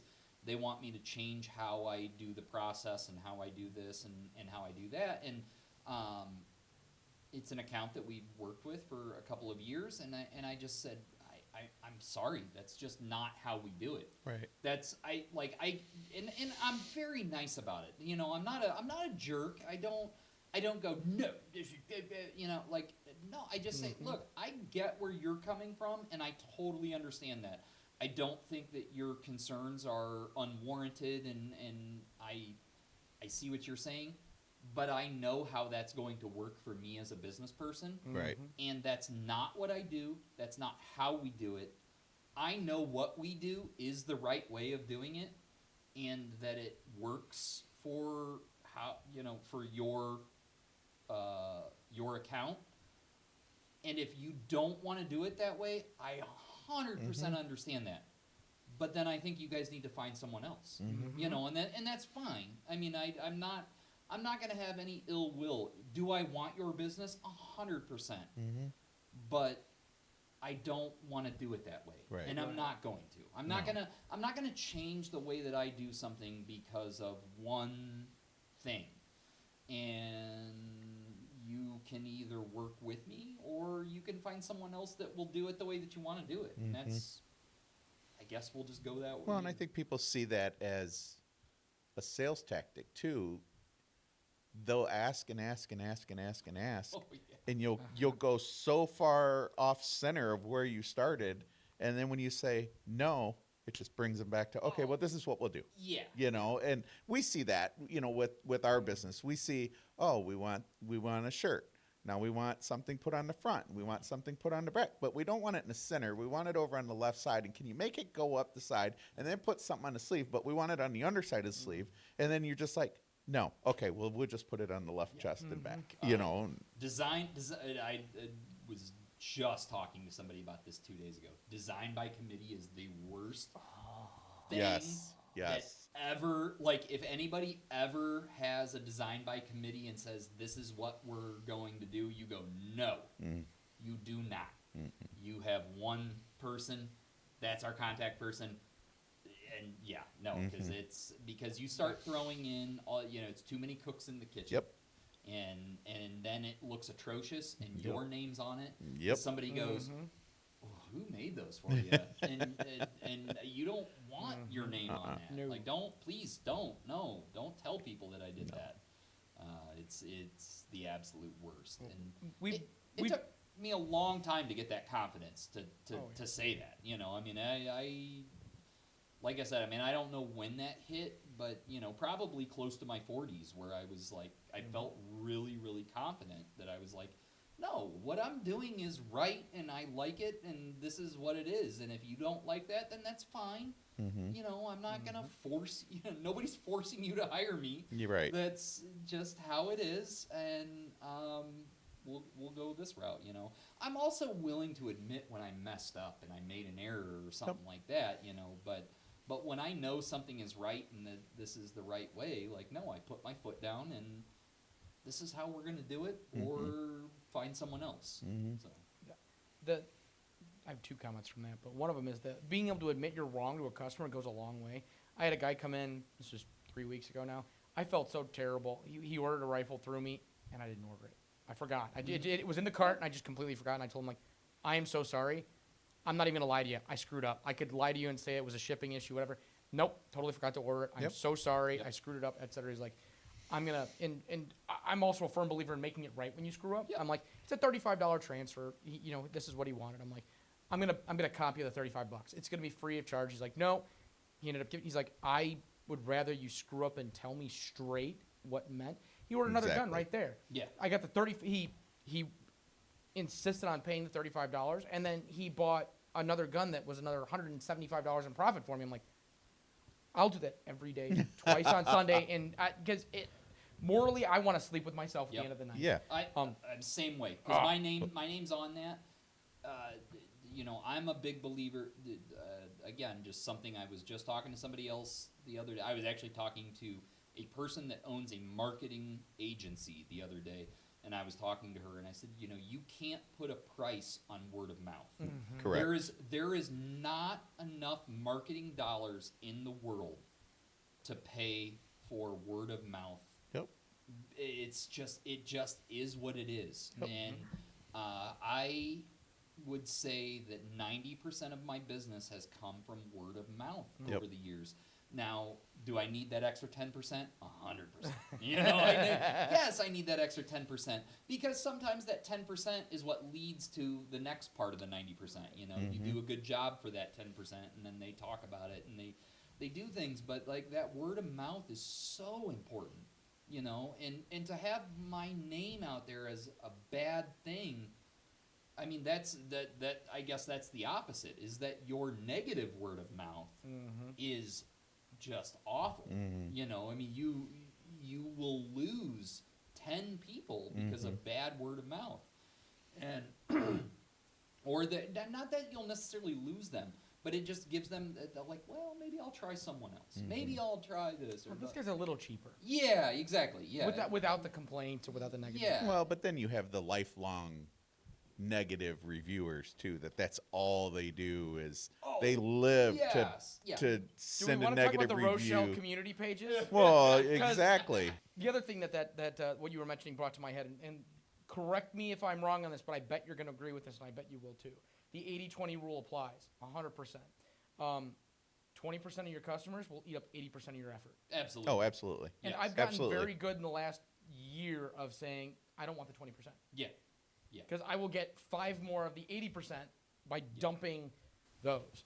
I had a guy come into the store maybe a year and a half ago, and it was an honest mistake on our part. It was 100% an honest mistake. There was a combination shotgun thing that he wanted to get. Turns out it didn't work the way we wanted it to. He came back in. I'm like, I will buy back the extra parts. 100%, no ifs, ands, or buts about it. And then he's trying to, you put me out and all this other things, and I need a replacement now, and so we give him another gun. I give it to him at cost. And then he's like, all this other stuff. He's like, well, I don't want you to lose money. I'm like, really? Because you walked in complaining about how, we did you wrong, we misled you, we did other things. The minute we realized there was a mistake, I give you your money back. I'm like, hey, how can I make this right? We'll make this will be good. This isn't what you wanted, but this is what. I spent 3 hours that day placating this guy because I'm like, this is also the guy that's going to go on YouTube, Google, whatever, Facebook, everything. And when I'm done with and I will never do business with him again.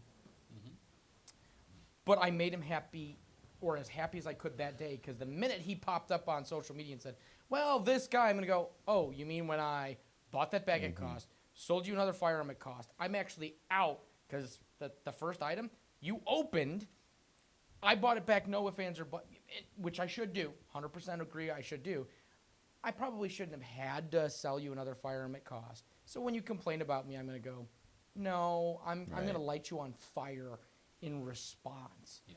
Because I bent over backwards to you, and every other customer that comes through my door knows that if I screw up, I will be honest. Hey, I messed up. I'm going to make this right to you somehow, if ands or buts. Some of them hold me to it, some of them don't. I try to. I always offer, and I will always commit to that. Yeah. Sometimes they're like, take the $35, take the $50. No, this is not on you. Da, da, da. Sometimes they will, and I'm perfectly comfortable with it. But it's that 80-20 is, I want to kill you sometimes. So my theory on the online, just like you said, like they're going to jump onto the YouTube, or they're going to jump on Google reviews or whatever. So my theory on that is that you're, number one, you're never going to be able to get away with having 100% satisfaction across the board. I mean, it's not reasonable to think of that. We're not perfect people. We're not perfect businesses. You can't do that. What you can do is you can respond in a professional manner, show that you care. And that's all you have to do on these Google reviews, is just show that you care. Yep. So when somebody writes a negative review on your business page or on your Google review, whatever, or your Google page, whatever, you simply respond and go, I'm really sorry that we weren't able to fulfill whatever that you wanted to, blah, blah, blah, and you respond professionally, you respond in a caring way. You don't have to bend over. You don't have to, you know, you don't have to say like, well, you're right, and blah, blah, blah. But just like you said, like you can outline like, look, you know, I'm really sorry that you feel that way. We felt like we did as best we could to make it right for you and to do whatever we could. And I'm really sorry that we weren't able to make you full or, you know, or satisfy exactly what you wanted. Yep. You know, we hope we can change that in the future. And that's the best that you can do. Yeah. Because then other customers see like, oh, they don't just brush off this bad review, you know, and we're not reviewing them to a corporate call center. We're personally responding and saying. And I had a recent negative one on one of our Facebook posts, and another customer, he was like, no, they're super great. They're busy. Just bear with them. They'll make that one work. But yeah, no, I mean, the Google reviews, like, I mean, it's frustrating because there's times where you don't feel like your bad review was warranted. Right. I mean, we all, as business owners, we all get those. Yeah. I mean, I'm very, very thankful at this point. I mean, I, like, knock on wood, and this is not an endorsement to go out and give me bad reviews on Google. But I'm doing that next. I believe at this point, I think I actually still have a 5.0 rating on Google Review.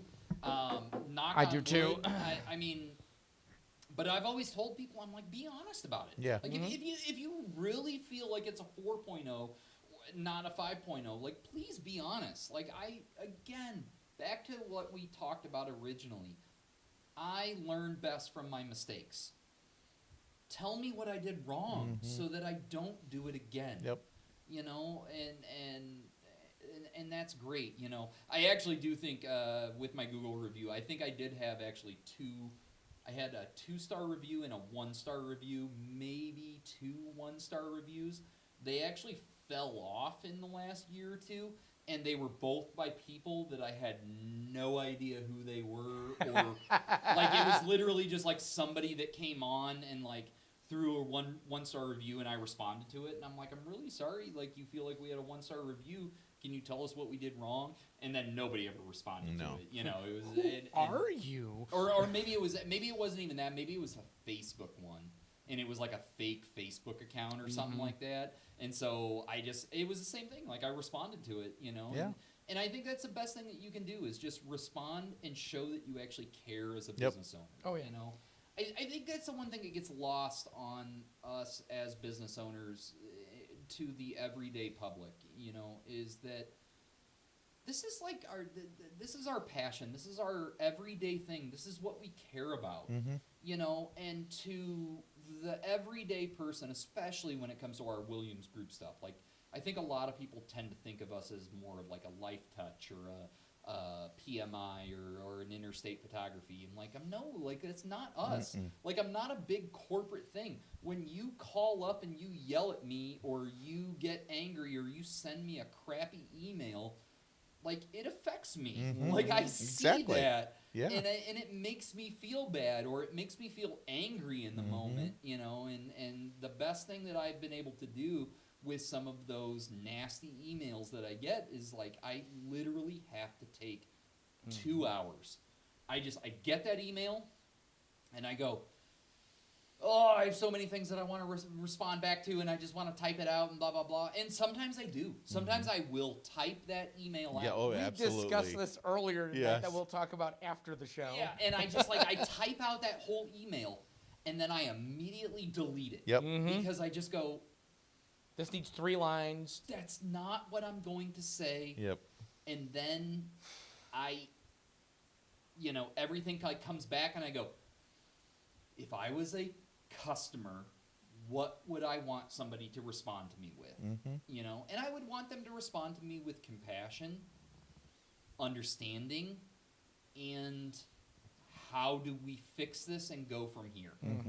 And so then I have to retype that email, you know, and like I said, sometimes it's 2-3 hours later. Sometimes it's the next day. Like I just have to let it sit, you know, I have to sleep on it and go, okay, I'm not worked up about that anymore. I've let that into the past. How can I fix this for them? You know, even though I don't feel like I should have to, or that it wasn't my fault, or whatever, you know. And I don't know. The majority of the time, it is probably a valid complaint. You know, I mean, just like, hey, you know, I don't like. I mean, I'll give like a specific example from just like probably less than a week ago. Was I had a client from they weren't local. It was a regional football team. You know, we did their team photos. Kids came through. You know, the football players, when they put their pads and everything on, a lot of times they're wearing an undershirt under there, and their undershirt sticks through underneath their pads. You know, and one side of his shirt was just like blaring out, and it was like a white T-shirt. You know, and it's just like it's sticking way out of his pads. And we were trying to be cautious that day of like checking that. You know, I said something to my other photographer. I said, hey, you know, be watching that as we, you know, blah blah blah. And she just missed it. It happens. It happens to me all the time. Yeah. And the email that I got from that client was just something. It was not a very nice email, and it wasn't a very like, hey, how can we fix this or anything like that. It was literally just like, I can't believe you guys missed this, blah, blah, blah, whatever, you know, and just got that crappy email from them. And I was just like, oh. I'm like, do you know how many kids come through and how many, you know, blah, blah, blah. I'm like, we missed one kid and you're going to be mad? But then I sat and thought about that for probably like the next 2 hours. And I go, would I be upset if that was my kid? You know, like, yeah, it feels personal when it's your kid. Yeah. You just like you think like, oh, you just don't care about my kid, Right. you know, type of thing. And so I really started thinking about that for the longest time. And then I also like I started like thinking about like, okay, well, what solutions can I give her on this? The great part about that is, you know, we again back to like the changes in the industry. Guess what? AI takes care of that in about 30 seconds. All right? So I like pulled up his 6 photos. I used the AI tool. Did it fix it? Yes. And so then I sent it to her and I said, hey, I'm really sorry that we missed that. We were trying to catch that as we were going along. It just got missed. Yeah. You know, I'm really sorry about that. I will talk to my team so that that doesn't happen in the future. But here's what I can do. We can fix this in an edit, you know, and everything like that. And the one thing I didn't mention is like in the meantime, the parent had like gone on and like ordered the one photo where you couldn't see that white shirt or whatever. And I said, I saw that you already placed your order, but if you want to order more, I'm going to make it available to you with all these corrected images. Oh my gosh, she emailed, the tone changed. Oh, yeah. The email changed.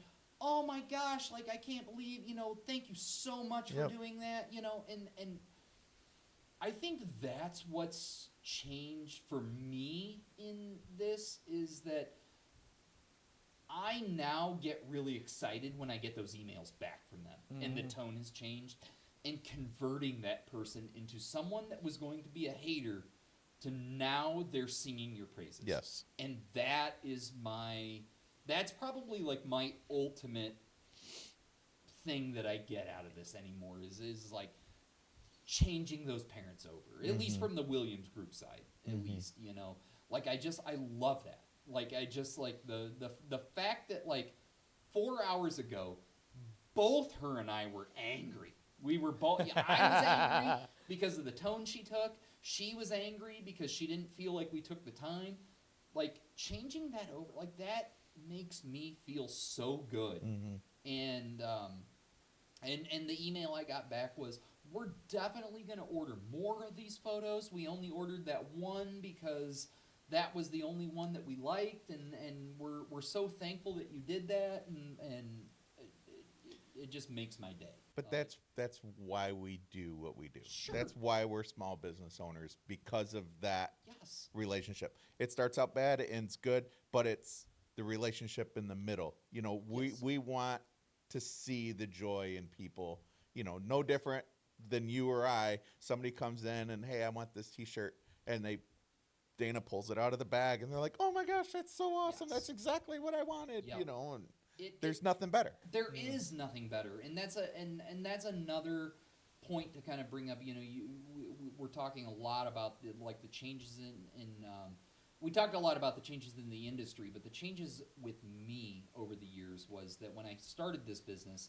I felt I started this business for very selfish reasons because I wanted to do what I wanted to do when I wanted to do it, Yep. and I wanted to work when I wanted to work, and things like that. And it has really changed where it's no longer about that. My goal now is to make people happy, and that's what fulfills me now in this work.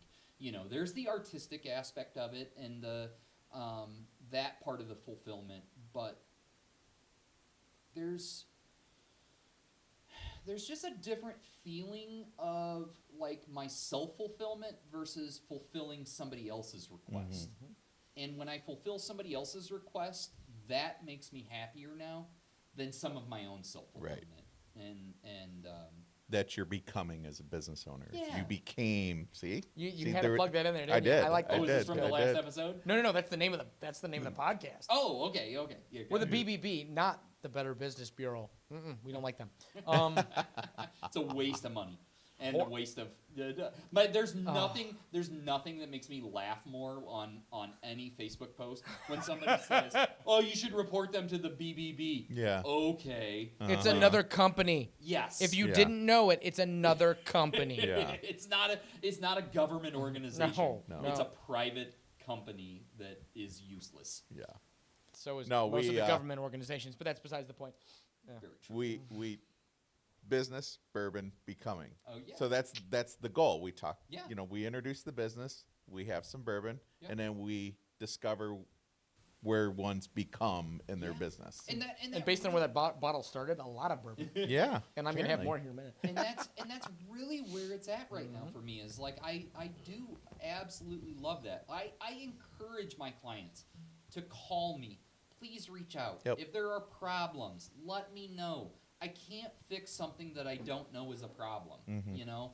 And it's not always quick and it's not always easy, but I want to make it right Yeah, exactly. for all of Yeah. them. And we will always try to do that, you know, and it's so fulfilling to make other people happy. Exactly. And that's I think that's always been my philosophy. Yeah. Is like making other people happy is what really gets me going in the morning. So what's next? What's next for? Oh gosh, what is next? You know, right now we are really, really focused on maintaining a lot of our accounts and just keeping. You know, our business has grown so much in the last couple of years, especially the Williams Group side. That particular side has grown drastically over the last couple of years. It's grown way bigger than I ever expected it to. I mean, it's blown my expectations out of the water. And I just to kind of plug it here a little bit, I would not have been able to do that with Got Photo or without Got Photo, who is my online company provider, who we do all of our selling through and everything. They have been absolutely amazing. They have guided me from where we, you know, we did not hire them right away when we started Williams Group Photography. It took a couple of years going in and doing things the slow, painful way to where we're at right now. But we have this amazing online provider who just helps guide me from one step to the next step to the next step to the next step. And they have really helped me out with acquiring new accounts, maintaining our current accounts, increasing our sales, finding those little niches of, you know, sometimes it's not about acquiring a new account. It's simply about figuring out, well, what are you missing? Right. You know, where just a really, really good example would have been, you know, one of the schools that we work with is they hired me on to do their school photos and they hired me to do their sports photos. And when I started talking to them, they weren't doing band photos and they weren't doing chorus photos. And I just asked them why. I said, well, I mean, band participant, marching band and stuff like that, like they're an extracurricular activity. Why are you not doing photos for them? You know, they're just as important to your homecomings and your things as the football players are or the cheerleaders are. So why are you not doing them? And their doe-eyed eyes of, well, Please don't tell the parents. well, we've just never done them. And and it's not a lot of kids. It's I mean, it's a very, very small school.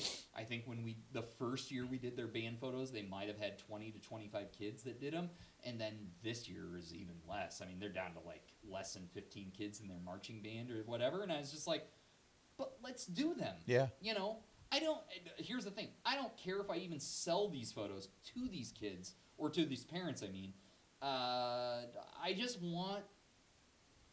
want those kids to feel important. Mm-hmm. I want them to feel just as important as the football players. Yes. Because they are. Like, it's not because I want them to I'm not trying to give them like a self-inflated ego or anything, like, but they are. They're part of that school. They're part of this, and I want them to feel that way. I don't want them to feel like second-class citizens or second-class students. But my company helped me realize those things.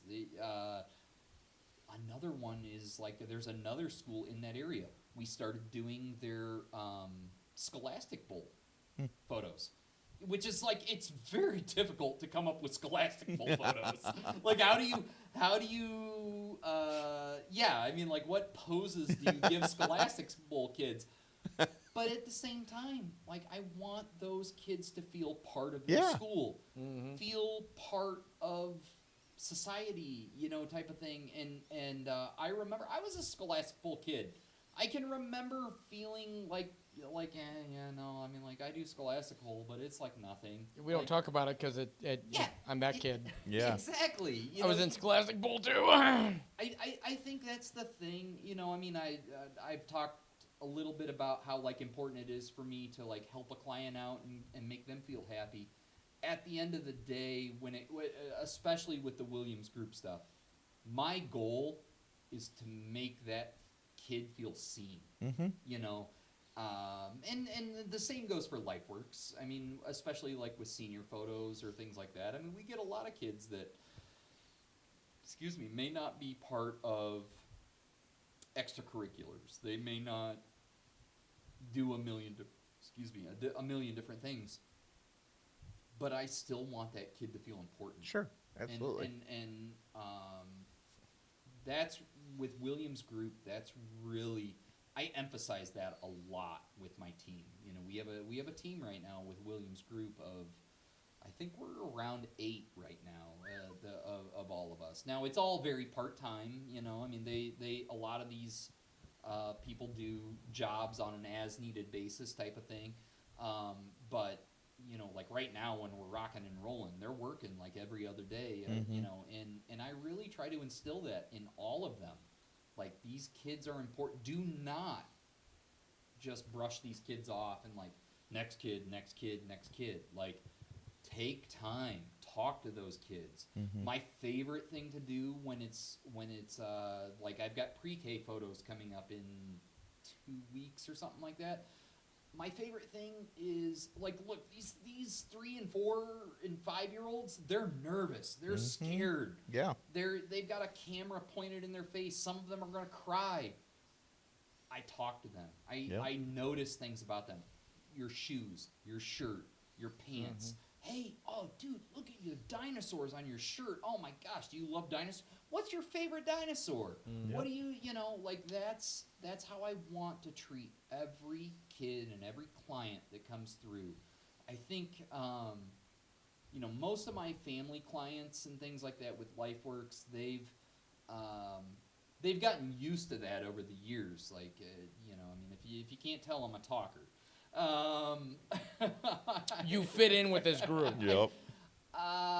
When a family client comes, and I'm talking to them, like, I will probably do more talking than I will shooting. Mm-hmm. Because I want to make their family and their kids and dad feel comfortable.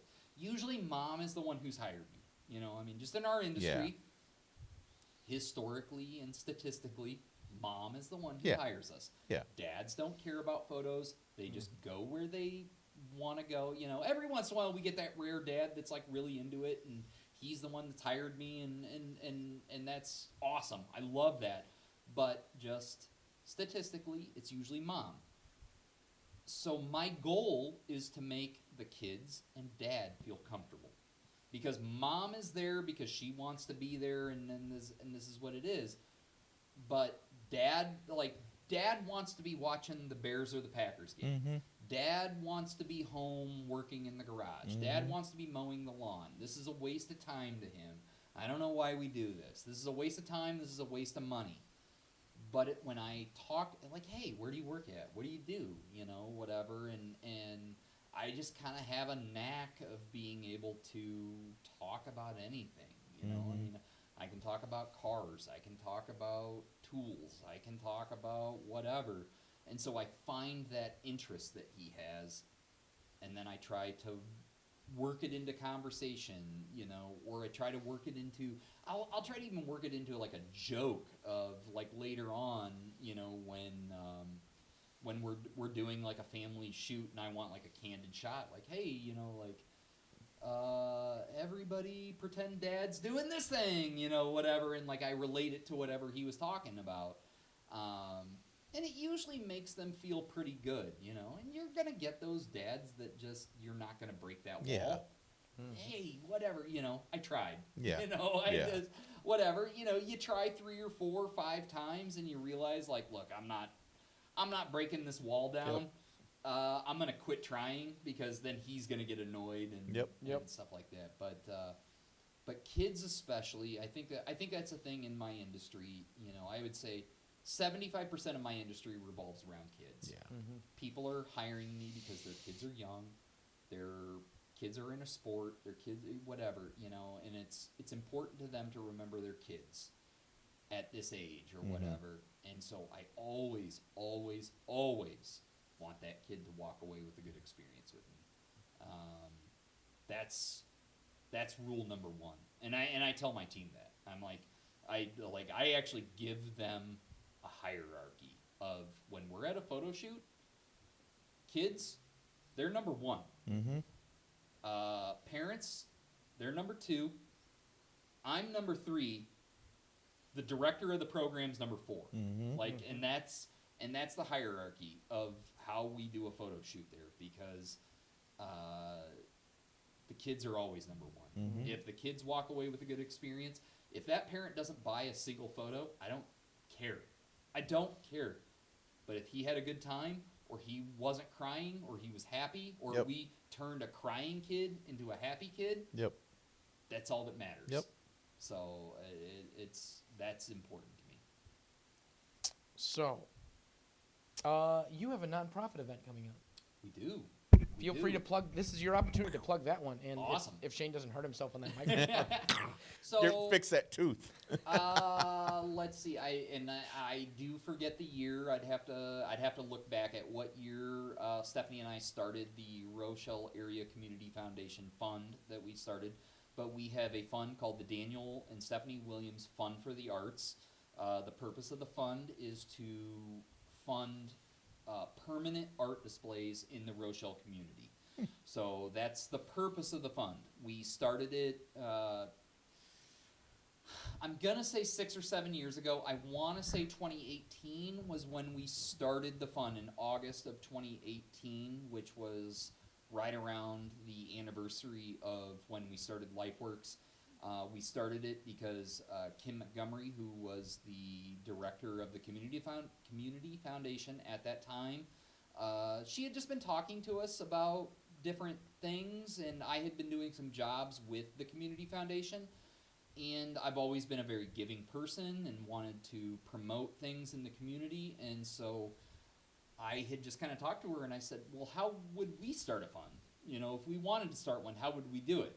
And the answer was pretty simple. you start with $1,000, and that starts what's called your Acorn Fund.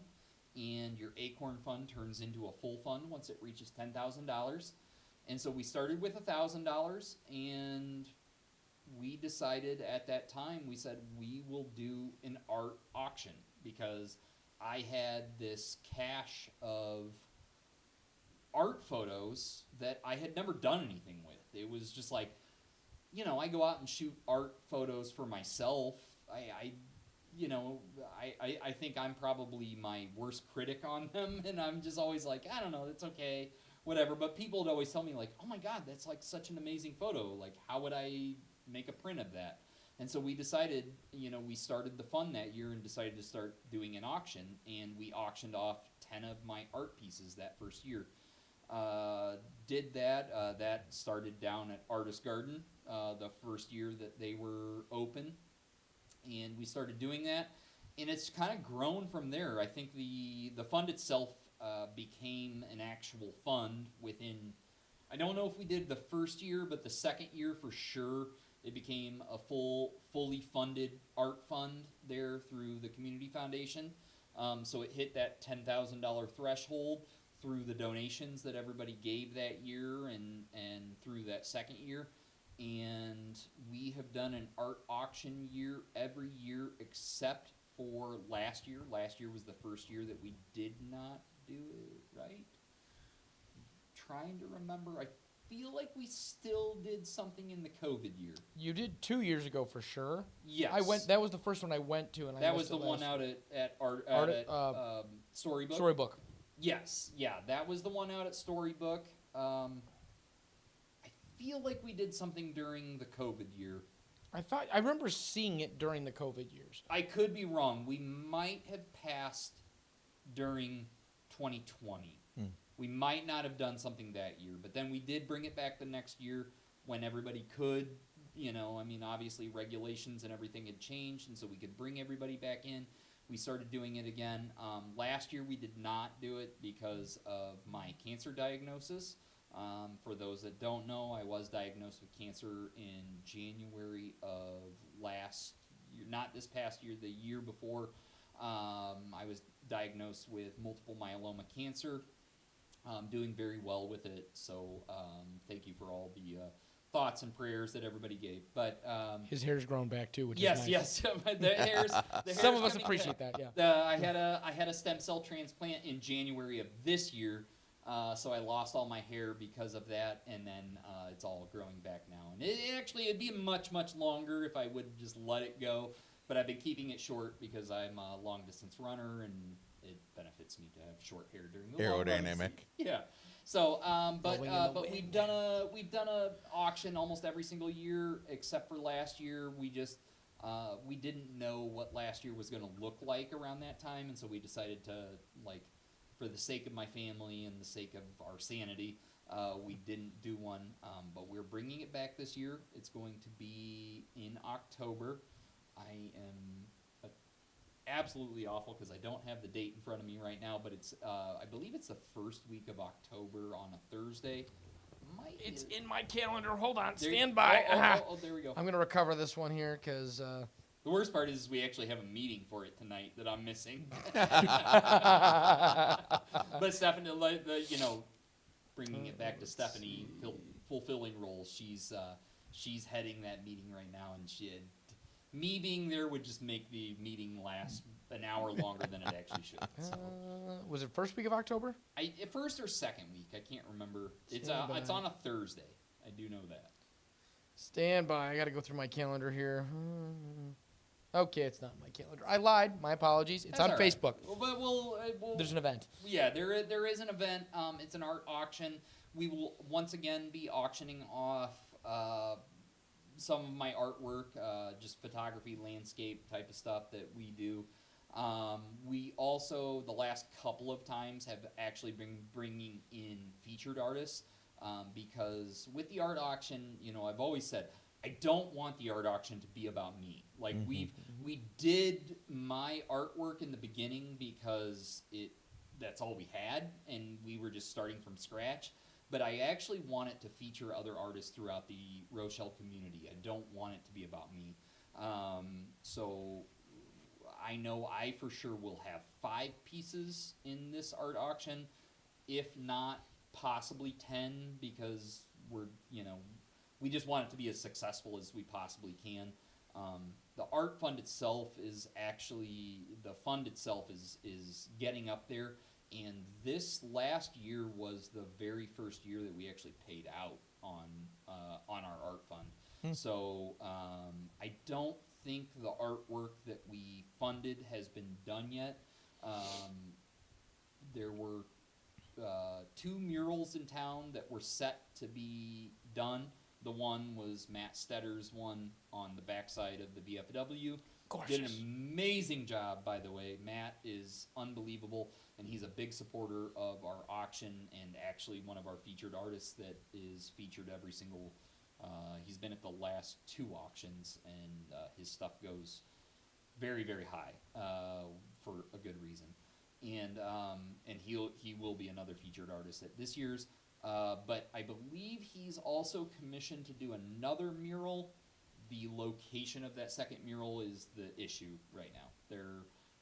It was originally set to go in the downtown area. That building got sold, or the people that were in there moved out or something, and so it's kind of in flux right now. But I think we donated somewhere between $1,000 and $1,500 to help pay for that mural. Awesome. So those are the things that we wanted to do, and the reason that we started that, just to give you a little history on that, was because I was doing a lot of jobs in the Oregon area for their park district and for their community. I was just doing these jobs around in their community, and I was like walking around, and I was seeing these like sculptures and murals and these paintings and things like that, and I'm like, our community is twice the size of this. Why do we not have any of this? This is crazy. We have these artists. Why do we not feature them? Why do we not commission them? And that was why we started it, was because I was just like, this is crazy.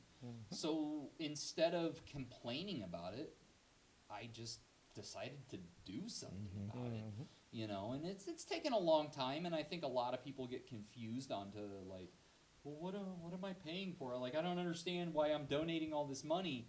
What you're donating for is for the future. Yes. You're donating it for hopefully in 5 years, when the fund itself has doubled, and now we're paying out $4,000 and $5,000 and $6,000 for a grant. Now you can do a bronze piece here in town. Now you can do a full mural, and the city itself doesn't have to fund that. Right, right. That's, one of the things I do want to mention is that the city of Rochelle, I know that they get a lot of grief from people here or there, but the city of Rochelle is very, very accommodating, and they are more than willing to fund some of these things if you approach them. That's the problem, is that people don't approach them. They don't go to them and say, hey, this is what we want to do. But when you do that, they are generally receptive to your ideas of what you want to do. Same for any of the organizations here in town, the park district, all these. All you have to do is step up and just ask. And that's what we found, and so that's why we wanted to do this. And we also kind of wanted to make Rochelle kind of an artist community. We have some amazing artists in town. He doesn't live here anymore, but people probably remember Fran Voles, who used to do all the snow sculptures out in the middle of winter. People didn't even know who he was or what he did. He lived in a tiny little apartment over on 7th Avenue. I went and met with him. Amazing artist, amazing guy, funny guy. He just a great sense of humor. But people didn't know him or what, and I was just, it was like, I wanted to fund a piece of artwork that he could do, and stuff like that. And so that's why we started that, and that's what the auction is about. So if you're an artist, please get a hold of us. We want to feature you. We want you to have a piece donated in there and sell it off. nothing makes you feel better when somebody buys a piece of your artwork for a couple $100 or even more, and you get that satisfaction of knowing it's going to hang in their house, it's going to hang in their business, and it's very rewarding. And then to know that the funds that made are also going to help the community, that's even better. That's fantastic. I went last year. If you get, or not last year, 2 years ago, it's an amazing time. If you're considering it, do it. It's a great date night, lifelong bachelor, whatever. Bring a date, go out. It's a great time. Are you at Storybook again? No, Storybook was not available this year. They have an amazing business out there that is just booming, and they did not have any available dates. So we are actually at the Lincoln Arts Center this year, which is very appropriate. You know, I mean, we want to start partnering with the Arts Center there. I think we may try to actually keep it there because it ties in very, very well. You know, Storybook was amazing for a couple of years. We actually hosted a couple of them out at Storybook, and we hosted one at Artist Garden, and we hosted one at the Rick House for Kenny Distillery several years ago. They've all been amazing venues, and we love all of them. We wish them all the best. Artist Garden is just too small for how big the venue has, or how big the event has grown. The best thing about Storybook was it always had the atmosphere of what we wanted. They have that sunken garden there, but you're also prone to September weather. You know, I mean, it's just like that sunken garden is amazing, but if it rains, like, what do? You know, you go under the tent, and then you're not quite at the vibe that you want. The Arts Center here, I think, is really, really going to benefit us, and I think it's gonna have the vibe and the indoor location that we want, and we're very much looking forward to it over there. So it'll be over at the Lincoln Arts Center. If you've not been inside since they've redone it and they continue to redo it, please stop by, even if you just want to see the Arts Center. It's such a cool little venue. The VCCT does some amazing plays out of there. There's been talk of having a comedy night, maybe an acoustic music night there. It's got a lot of things. I know that Rise Up Dance does all of their shows over there, so we do their photos there when we do their team photos and stuff like that during recital week and things like that. So so we'll be over there. I know that we've got Matt Stetter as an artist. We've got Drake Sharnock is going to donate a piece. Jason Harden, who used to live in Rochelle and has moved away, he's going to be donating a piece. I feel bad because I know that there's some other artists there that I'm not mentioning right now, but we've got a lot of artists that we're trying to bring in, and we're still trying to get more. I mean, it's about a month away, but we're still like, hey, if you have a piece, please donate it. You know, some people just have a piece of artwork that's just sitting on a shelf right now. We'd love to have that as a donation piece, and we, like I said, there's no better feeling than seeing that piece get donated off. Somebody that wants it buys it. Super cool. Awesome. Shane, any final thoughts? No, I got nothing. That's a first. I know. So strange. It is. At a loss for words. Yeah. The painkillers are wearing off. The tooth is starting to hurt. Keep drinking. Yeah, I've got nothing else. I Danny? don't think I have anything. I just want to thank you guys for having me in here. I love this. If anybody wants to know anything about photography or anything like that, I mean, please reach out. I can talk about photography stuff for hours. I'll tell you more than you'll ever want to know. So There will be tags in the comments in the description section if anybody's asking about that one right out of the gate.